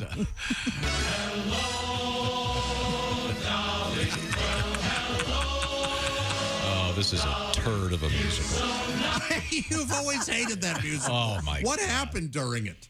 That is just the biggest pice of crap. I think it's fine. Walter Matthau? And embarrassing for Louis Armstrong. No, he does a terrific version. You're just uncomfortable with his voice, aren't you? No, I'm uncomfortable with that stupid song. The whole thing, it's like this. Oh, never mind. This is a weird thing for the Dalai Lama. I mean, you think it couldn't have been worse, but yes, now that I think about it, he said, "Yeah, it could have been. Suck my tongue. Could have been a lot worse. It could have. Lick my tongue." I would do a tribute. Oh, you were talking about Oh, boy. You would what? I would do a tribute to that song, but Christy thinks they're silly, so I'm not going to do it. Thanks a lot, Christy. And Tom hates the song. So. Thanks now. Go ahead. You guys. Go ahead. Go I ahead. insist, Pat. Go. I love you, Pat. I They're didn't not mean silly. They're not silly. They're wonderful. I said goodbye, Dalai.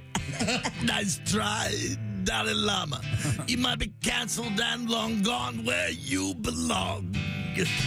A tongue and a kiss. Dolly, you said suck on this.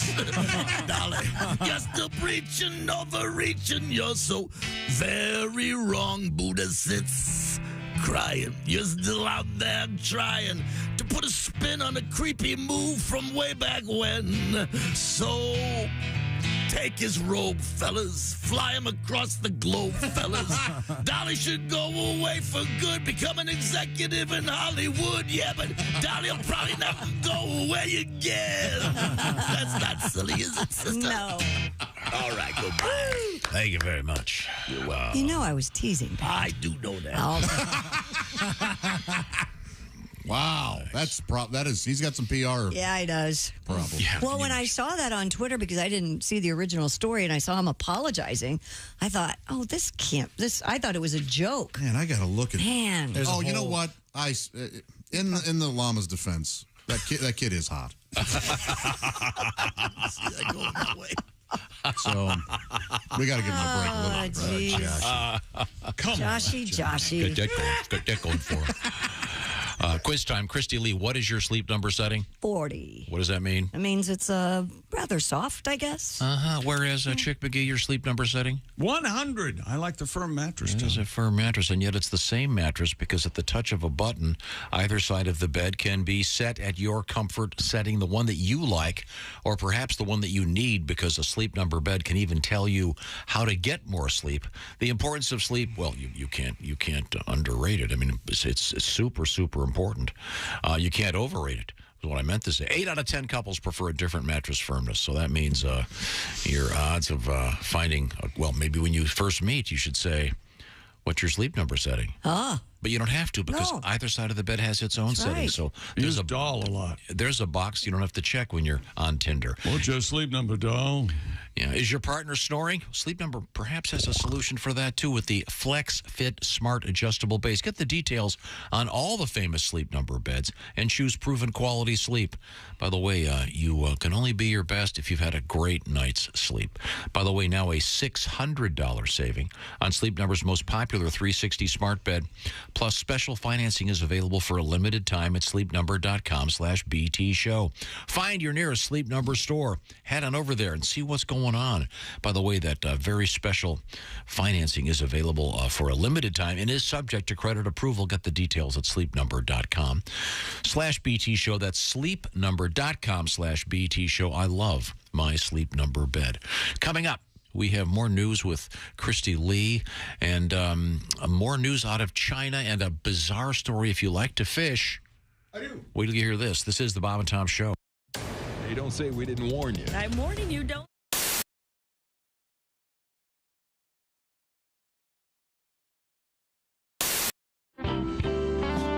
Today we're going to do a cover, the only cover that we do. Yeah. Oh, good. The entire program, but we'd like to play something for you dedicated to something that's been in the news this past week. All right. Look forward to it. I think everybody's been surprised about it, and this is a song that explains how I feel about it. Okay.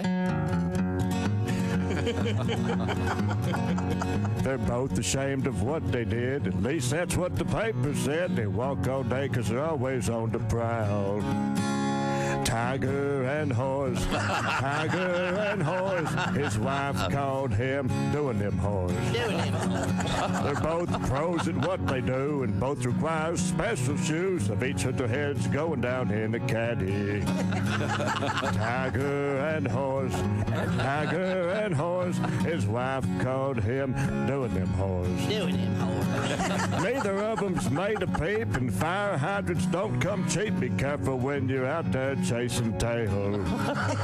You could wreck your truck and cut your head, but the number one lesson ever said, no matter what you do, don't leave voicemail. Tiger and horse, tiger and horse. His wife called him, and the odds are pretty slim that you won't see him with any more horse. Yay!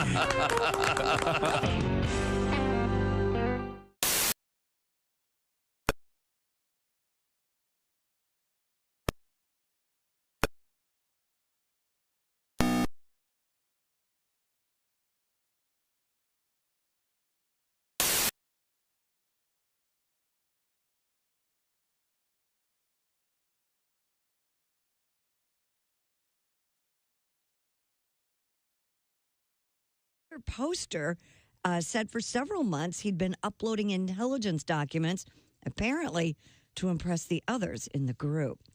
And the Biden administration is going to propose strict new automobile pollution limits this week that would require at least 54% of new vehicles sold in the U.S. to be electric by 2030, as many as 2 of every 3 by 2032.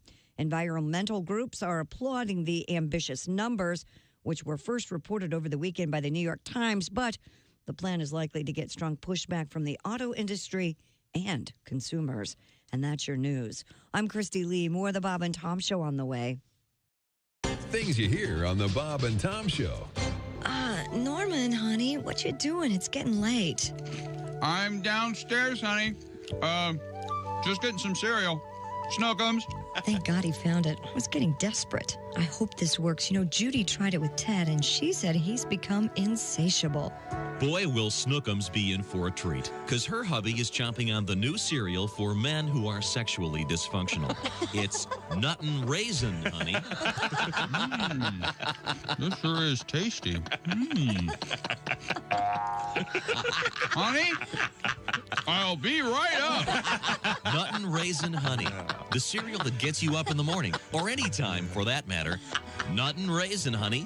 Eat them from the bowl or right out of the box.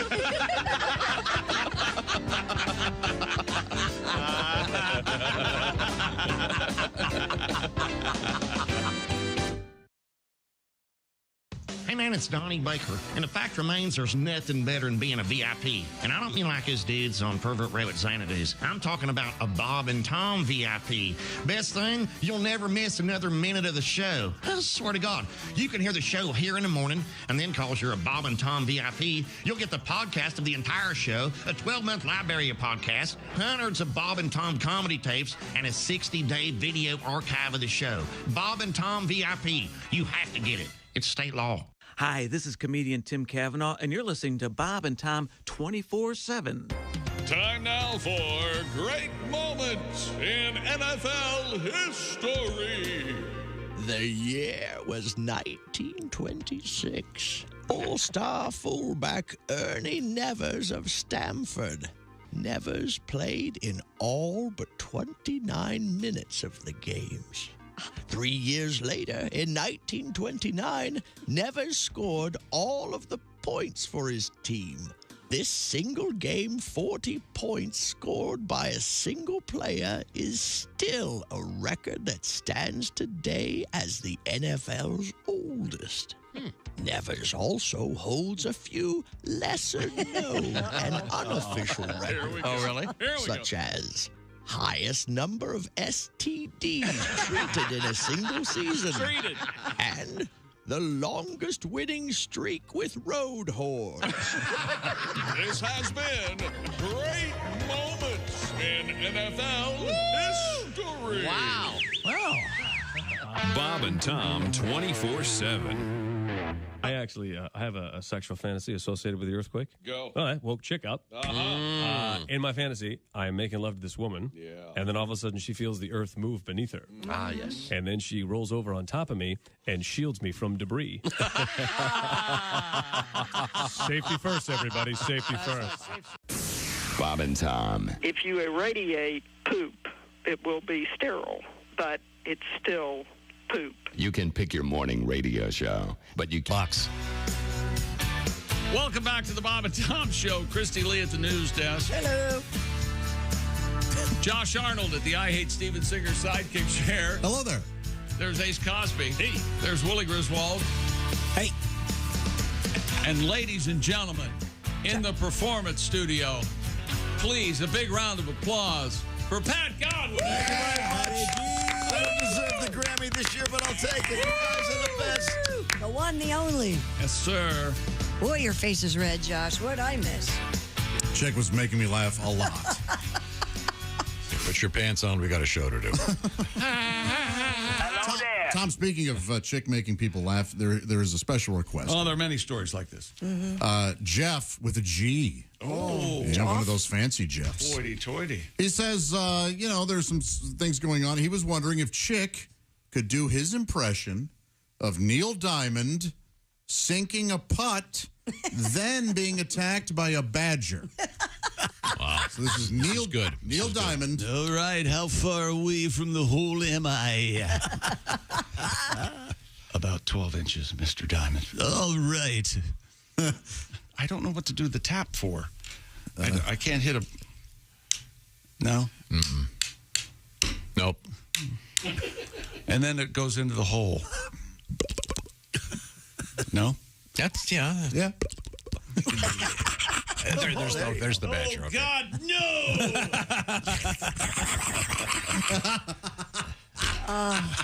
That is very nice. It's totally worth it. That's a great Thank you, Jeff, with the G. Once again, just talking about the Dalai Lama asking a kid to suck his thumb. Tongue. Oh, sorry. No, it's not Woody Allen. Oh, look at this.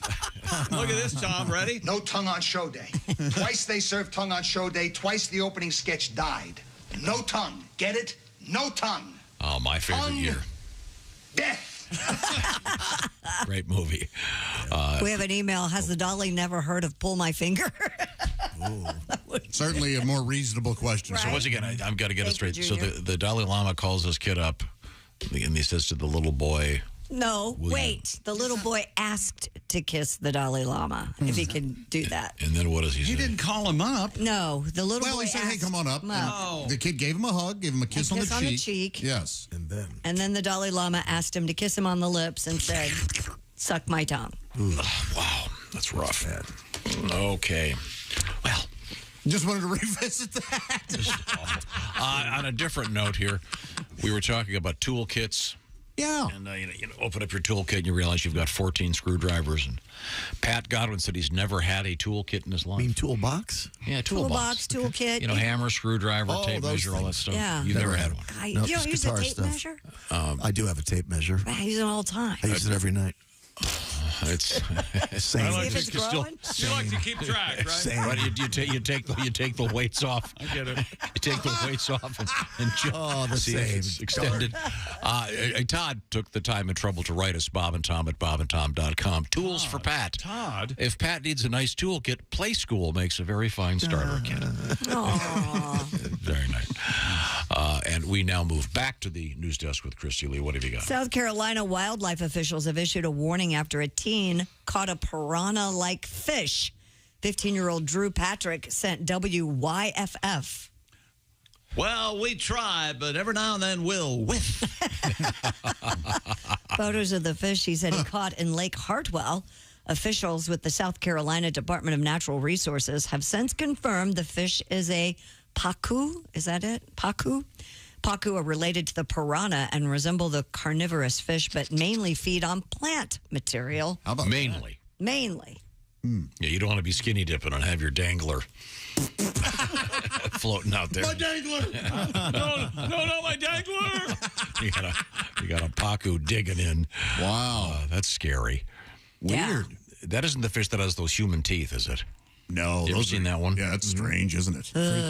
Those are blunt. There are a bunch of fish that have actual. A gar has teeth. Yeah.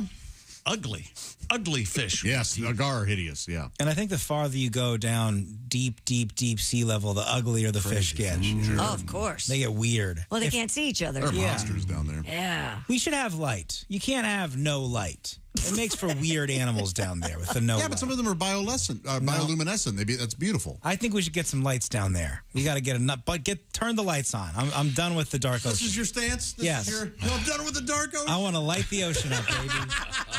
Light it up. Yes, I like this platform. Turn on your hot light. Did you see a couple weeks ago they took a photograph of the deepest fish they've ever seen? You mean what? Deepest in the ocean? Really? Deepest, yeah, seriously. What kind was it, do you know? It's some really weird looking thing, and they say what the pressure down there is like having a school bus on your face. Oh, God. Yikes. Well, So he's got to be a now, flatfish. Who has Hang that on. experience? Hang on a second. Who drew that to compare it to a school bus on your face? Was it in the article, or did you come up with No. That was actually in the article. Is it a flatfish then? I mean, is it? No, it's like this a really flounder? ugly looking critter. No, but Here it is. Hang on a minute. Yeah, I bet they're monstrous. It talks like this. It's all squished. It's a snail fish has taken the Guinness World Record for the world's deepest fish. Oh, how did Chick not have this story? The fish, because I didn't have time to edit.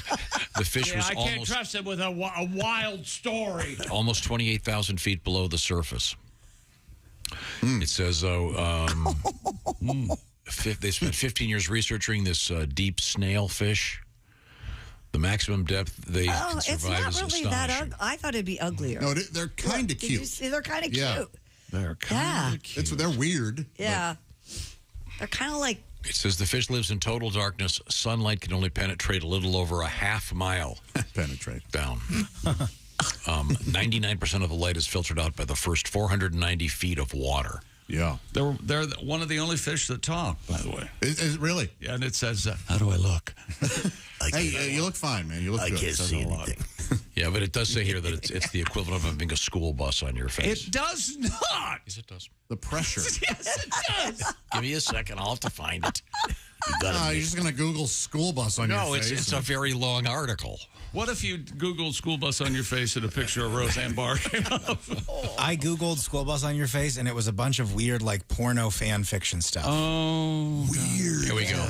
The fish lives more than 5 miles below the surface in near freezing temperatures. It thrives under 833 atmospheres, which is more than 12,000 pounds per square inch. That's the weight of a bus on your head, according to the Woods Hole Oceanographic Institute. Oh, here at Woods Hole. Okay. Oh, I Googled school bus on your face, and it's a picture of the Dalai Lama. Oh, no. I accidentally Googled school boy on your face. Oh, okay. You know something? We're going to do a palate cleanser here. All right. Why? Because tired of the pedophilia jokes? Oh, boy. Because a lot of folks are stuck in traffic these days, a lot of construction out there, so we got to celebrate with this great song from Todd Yan and the Bob and Tom Band.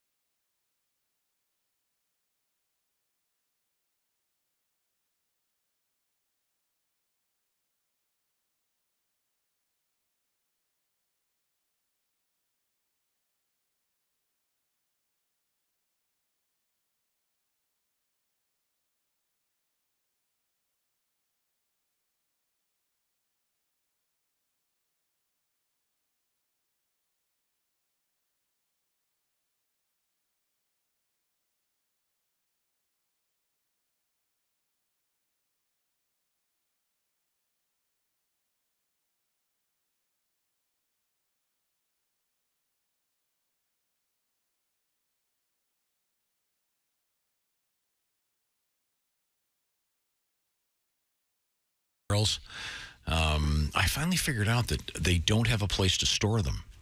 What do you mean? Well, if they finish with them, they just put them on a different street and let them sit there and block the road for no reason. Okay, sorry. Christy Lee is at the Bob and Tom News Desk. In my way. We seem to be talking about China a lot today. Well, here's another story. A centuries-old Chinese bowl sold for over $25 million at an auction in Hong Kong. A bowl. A bowl? Bowl. Like a chip bowl? Yes. Okay. Sotheby's said the highly important porcelain bowl comes from a rare group of ceramics decorated at Beijing's imperial workshops in the 18th century. I bet it's never had chips in it. What do you think? $25,000? No, Well, $25 million, right? Yeah, $25 million. Jeez. Why would you have a bowl if you didn't want to put chips in it? What are you going to just put it out? You guys put the dip in it. Decorative or something? Or maybe I don't know some what size chili? it is. Get some chili in that bowl? I have a couple porcelain bowls in my house, and everything I eat goes in. Oh, that's the poop. Poop joke. According to CNN, the bowl Did depicts. you see that over the weekend? They had he's doing toilet art. No. And Come on. It looks like the top of a coffee, but he can make designs in the toilet in his urine foam? No. Oh. even worse. Fecal? What? It looked like a heart. What are you watching? And a fern, and I know He's a pervert. Who knows? Picasso. Yeah, I like poop. I play in my poop. Tom, what's the name of this artist? Picasso. Here's the thing: when I was a kid, that's all I had to play with. My feces. Oh, you really? Yeah. Picasso or Da Vinci? Yeah, years ago. Look it up. Okay, that's the Van next. Poo. Years ago, we had a story about a machine that could put art on the foam of a coffee. Oh, yeah, they're using it all the time. They can put your face. Yeah. I've never seen one. Who has one of these? Same thing. Yeah. That'd be cool. Cheech Marin just had one on his Twitter today. Okay. Somebody put his face on his coffee. It was real cute. I'll have to look it up. In the meantime, this is a $25 million bowl. Is it microwave safe? Not if it's porcelain. It'd be hot. Hot. Okay. According to CNN, the bowl depicts two swallows, a blooming apricot tree, and a willow. It was produced during the time of the Yongzheng Emperor who ruled China from 1722 to 1735. How about that? How about that? Looks very delicate and very beautiful. I'm sure. Little teeny little swallows on there. Yeah, go on. Flower. No, I mean, it's amazing. $25 million. That's a lot of money, yeah. You got any bowls at your house, Willie? Yeah, I got bowls for my bongs. I got bowls for chips, like Chick said. That's right. I got a lot of bowls. Okay. Microwave safe bowls, I would think, too, right? Yeah. And non-microwave safe bowls. You want to party a little bit. Okay. Throw the mixing bowl in there, get the fire extinguisher, have a crazy afternoon. Yeah, Willie was the Chicago Bulls when he was living up there. There's so many of them. You got the vacuum. We got to figure out who wrote that one. We got to get rid of somebody's health insurance today. Yep. A British performance of the Bodyguard musical screeched to a halt when unruly audience members could not stop from singing along to the finale. What did they think was going to happen? The show at the Palace Theatre in Manchester abruptly ended after patrons were ejected for joining the lead in singing I Will Always Love You. This is not their fault. Audience members say the tone-deaf voice initially caused some laughter before leading to anger and confusion. People were told there'd be a sing-along. They were told in advance not to sing along. A theater spokesperson says the show was stopped because of disruptive patrons. They have to embrace this. Manchester police said they would review evidence before taking any action. This is why Mamma Mia became so popular. Oh, everybody sings to Mamma Mia. Everyone. They need to embrace it. You know it's a crappy musical anyway. Are you kidding me? It's going to be terrible. Yeah, they were told that there would be a sing-along. Oh, they were? Chrissy just said they were told not to sing along. No, they were told not to sing along at the end. You got the whole story backwards. No, let me find a different version. You're wrong. Let me find a different version. No, I think they're allowed to sing one that matches mine. Exactly. That's how everything works in today's world. This is according to the Associated Press. The International Newswire. Were told in advance not to sing along. That's all. I mean, I apologize, but that's what they told me at the Associated Press. So okay, maybe they are wrong. That's here we go. Here we go. Something that verified. Go ahead. Announcements were made in advance of the show that patrons would have a chance to join along at the end, but not to sing during the show. So these people, I'm sure that the drama was so forced, they probably thought that the show was over, and they chose to. That is exactly. That's as dumb a thing. They should have said nothing. Right. It should have been, who cares? Although, were you with me when we went? No, I don't think you were there. I went to see Hamilton for like the third time, and the lady behind me wouldn't stop singing constantly. Everyone kept looking at her. Didn't help. I don't remember that song from them. Yeah, what song is in Hamilton? Constantly. No. They were mouthing all the.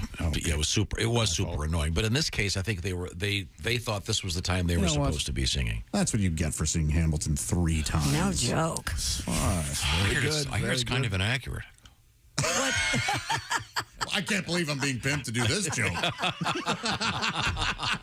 You weren't in the 7 meetings that I was in. Oh, sorry. When I was told not to do it anymore. Right now, if you're listening to our show, the nuances of this program can be heard best with Raycon earbuds. Chick, tell me more. Raycons. You know, Raycon earbuds' mission to prove that you shouldn't have to pay an arm and a leg for quality sound and essential smart tech listening features.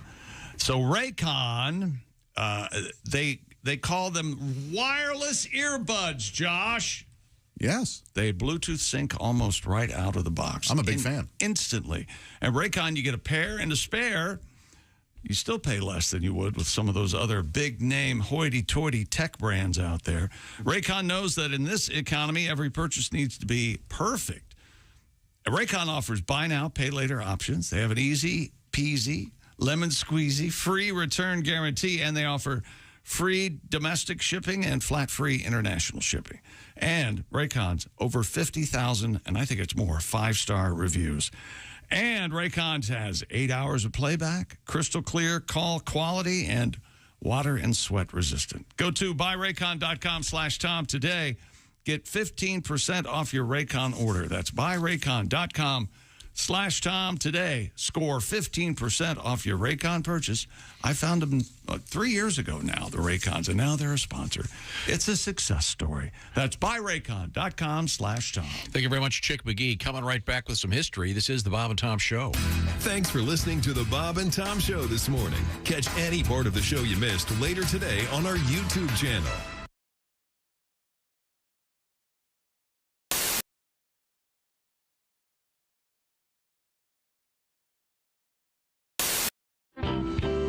This is the Bob and Tom Show. Thanks very much for joining us. And we're doing kind of a musical chairs thing today. And, it's actually a musical chair right now because joining us in the studio, we have singer-songwriter, actor, and comedian Stephen Lynch.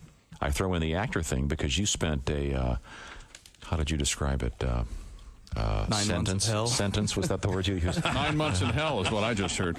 You were on Broadway. Do you want to give us give those that haven't heard about this the background on? The Wedding Singer. You portrayed the very popular Adam Sandler, Drew Barrymore movie about crazy kids in the 80s. Turned into a very successful theater piece. Very successful. Well, you did it for a pretty long time. Mildly successful. I mean, it was fun, but I had my toe on the trigger pretty much every day of the last 4 months of it. Well, I realize I'm making it sound like it was really bad. No, but I mean, it wasn't. It was time to move on. You know. Can you play one of the new ones for us? I think so. Okay. We just had a little powwow in your producer's office about what I can and cannot say on the radio these days. And there have been moments before. You think this one's okay? I don't know. Okay, well, if it's not. I don't know. Ladies and gentlemen, Stephen Lynch. This is a song I wrote. I discovered, oddly enough, that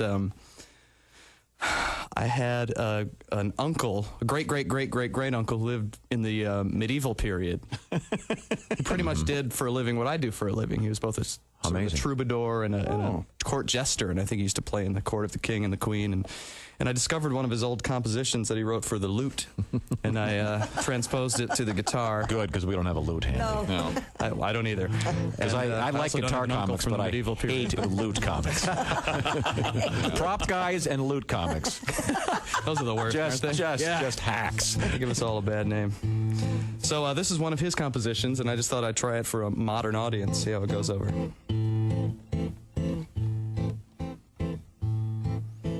Come, fair lady, to mine bed we go, and verily sweet pleasures we shall know. Yet, where thy belly meets thy limb, I beseech thee, give a trim, for thy bush doth overflow.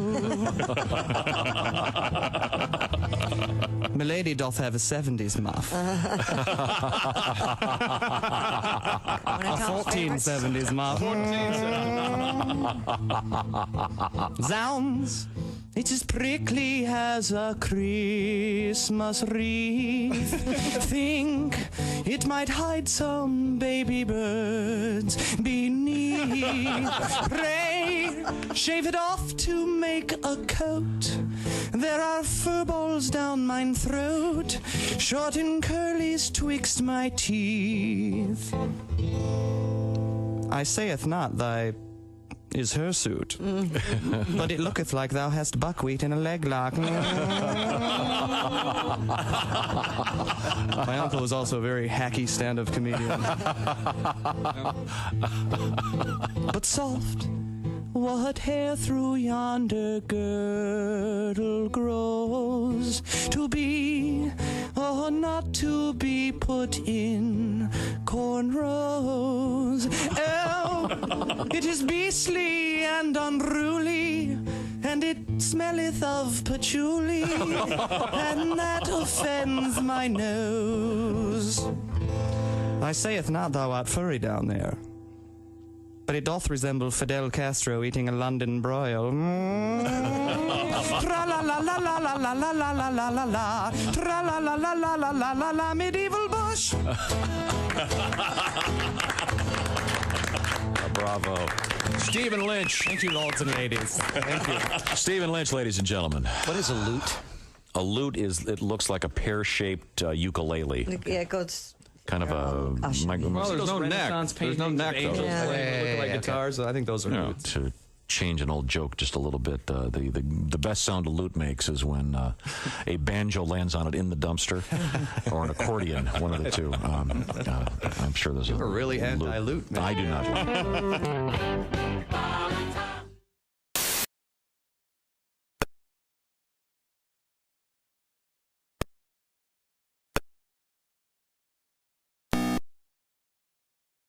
Where you're going, we don't want to go. Your moment of enjoyment will lead to unemployment because you're not helping the show. Don't you see, Chick McGee? Your career needs a plan B. You're not helping the show. Where you're going, we don't want to go. Bob and Tom are seething. It's time that you are leaving because you're not helping the show. No, you're not helping the show.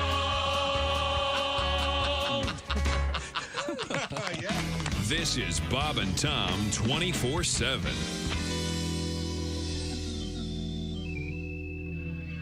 Comedian Geechee Guy has joined us in the interview loft. Geech? Hi. Hey. Hey. Geech is a tall man. You are originally a guy that gained a little bit of fame on Star Search back in the day. Yes, a little bit.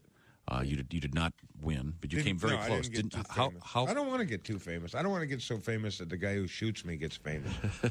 That's Good famous. point. That's right. That's very. Amen. I'm with you there. I got you. Well put. Yeah. That is I interesting. agree. Yeah, we don't want to see you get shot either. No. That would be bad.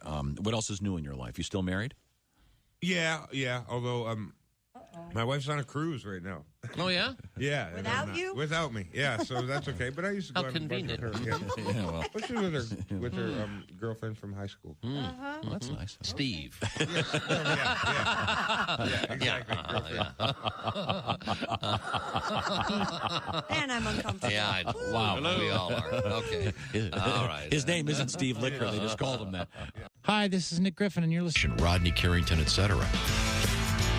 Welcome back to the Bob and Tom Show. At the news desk, it's Christy Lee. Hello. There's Pat Gunn. Hello, Chick McGee.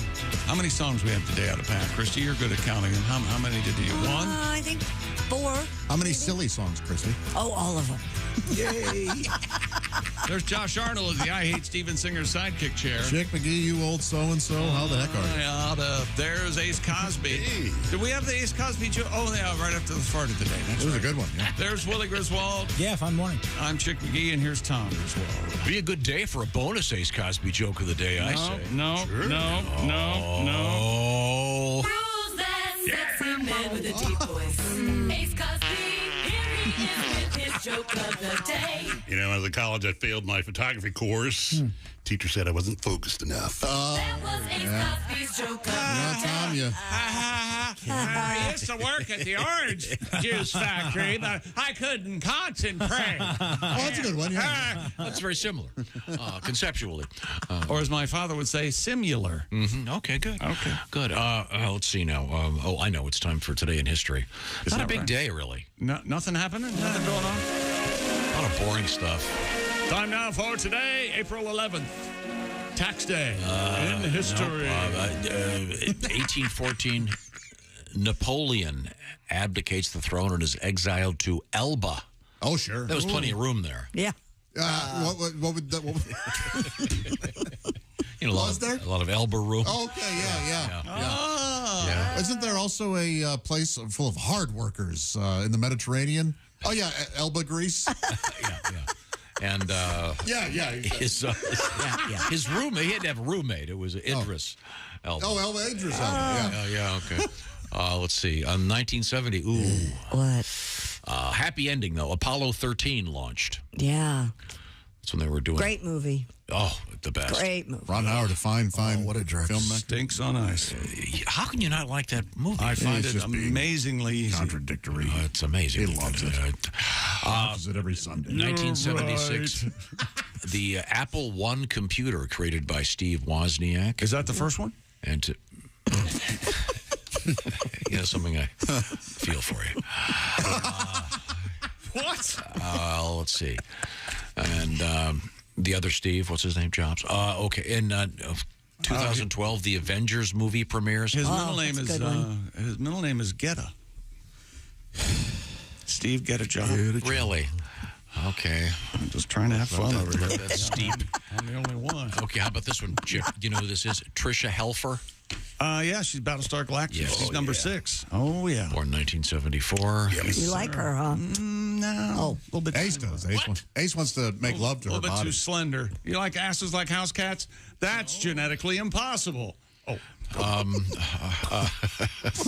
Yeah, I think we should just move on. Yeah, not a big day in history, really. Hitler do anything? Oh, my gosh. What's he up to? Wait a second. Should I do a Beatles trivia today? Why not? Chick, go ahead. You can do your thing over there. Am I doing my thing? Is there Beatles history today? I'm looking. Oh. We opened the show with Pissing Outside, something Tom does. We also played the song. Did you do that today, Tom? Not yet. There's plenty of time. Really? Oh, in 62, the John Paul and Pete arrived in Hamburg to play the Star Club. Sure. Early That's something. Beatles. Whoa, See, and then Hitler was there. I told you he was up to something. No, He was in quoted as saying, Argentina by "Man, then." these cats are good. These cats are good. Good. I didn't think he liked cats. I made it known today that I want the Wienermobile to be a part of my funeral procession.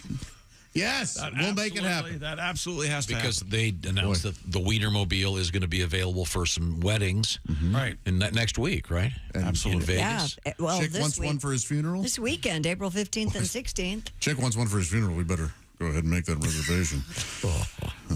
I've seen his file. Man. He looks so sad. Acting, thank you. Acting.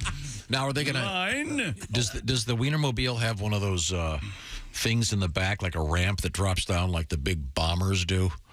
For what? No, why? You know those things where they load all the... Yeah, but why, why do they need that? Because they got to get the casket in there. Wait.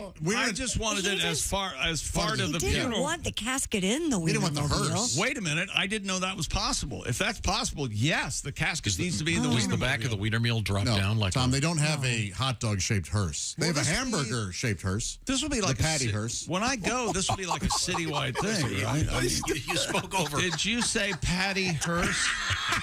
You spoke over his mid-70s.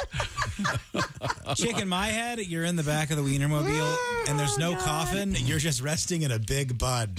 Like a really, really big bud. Remember the guy who's a Washington football fan? He was buried. Clear your throat. You're okay. Recliner. Nope, that didn't help. He was buried in his recliner. Remember with the Washington Yes, stuff on? I do remember That's that. right. Was this Sing K, the head of the Symbionese Liberation Army? It's another Patty Hearst joke right there. The SLA. He didn't think I knew who that was. A quick impression of you, Chick. Here's your face. Did you say Patty Hearst? you were so mad. Tom said today, his quote was, "We have to have rules." I think that was in relation to the Wordle. Yes. Oh, that's right. You were unhappy about snafu. Acronyms are okay. This might be the same case around the country, but in a neighborhood not too far from here, a sign says speed humps, not speed bumps. Right. Yeah. Tom was doing some trampoline work over the weekend, he says. Sky Zone. At the Sky Zone. And he, of course, the music was way too loud. It is. It is. Please come to Boston, said Dave Loggins, and he also wrote the music for the Masters. Lemon and Mathau thought the music was too loud. Stop poking me.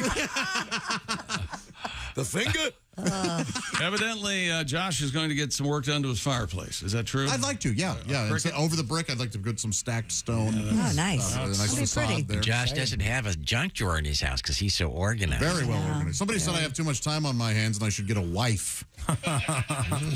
It hurt. You wouldn't be organized anymore. You almost had a family. And you kicked them out. You guys missed it.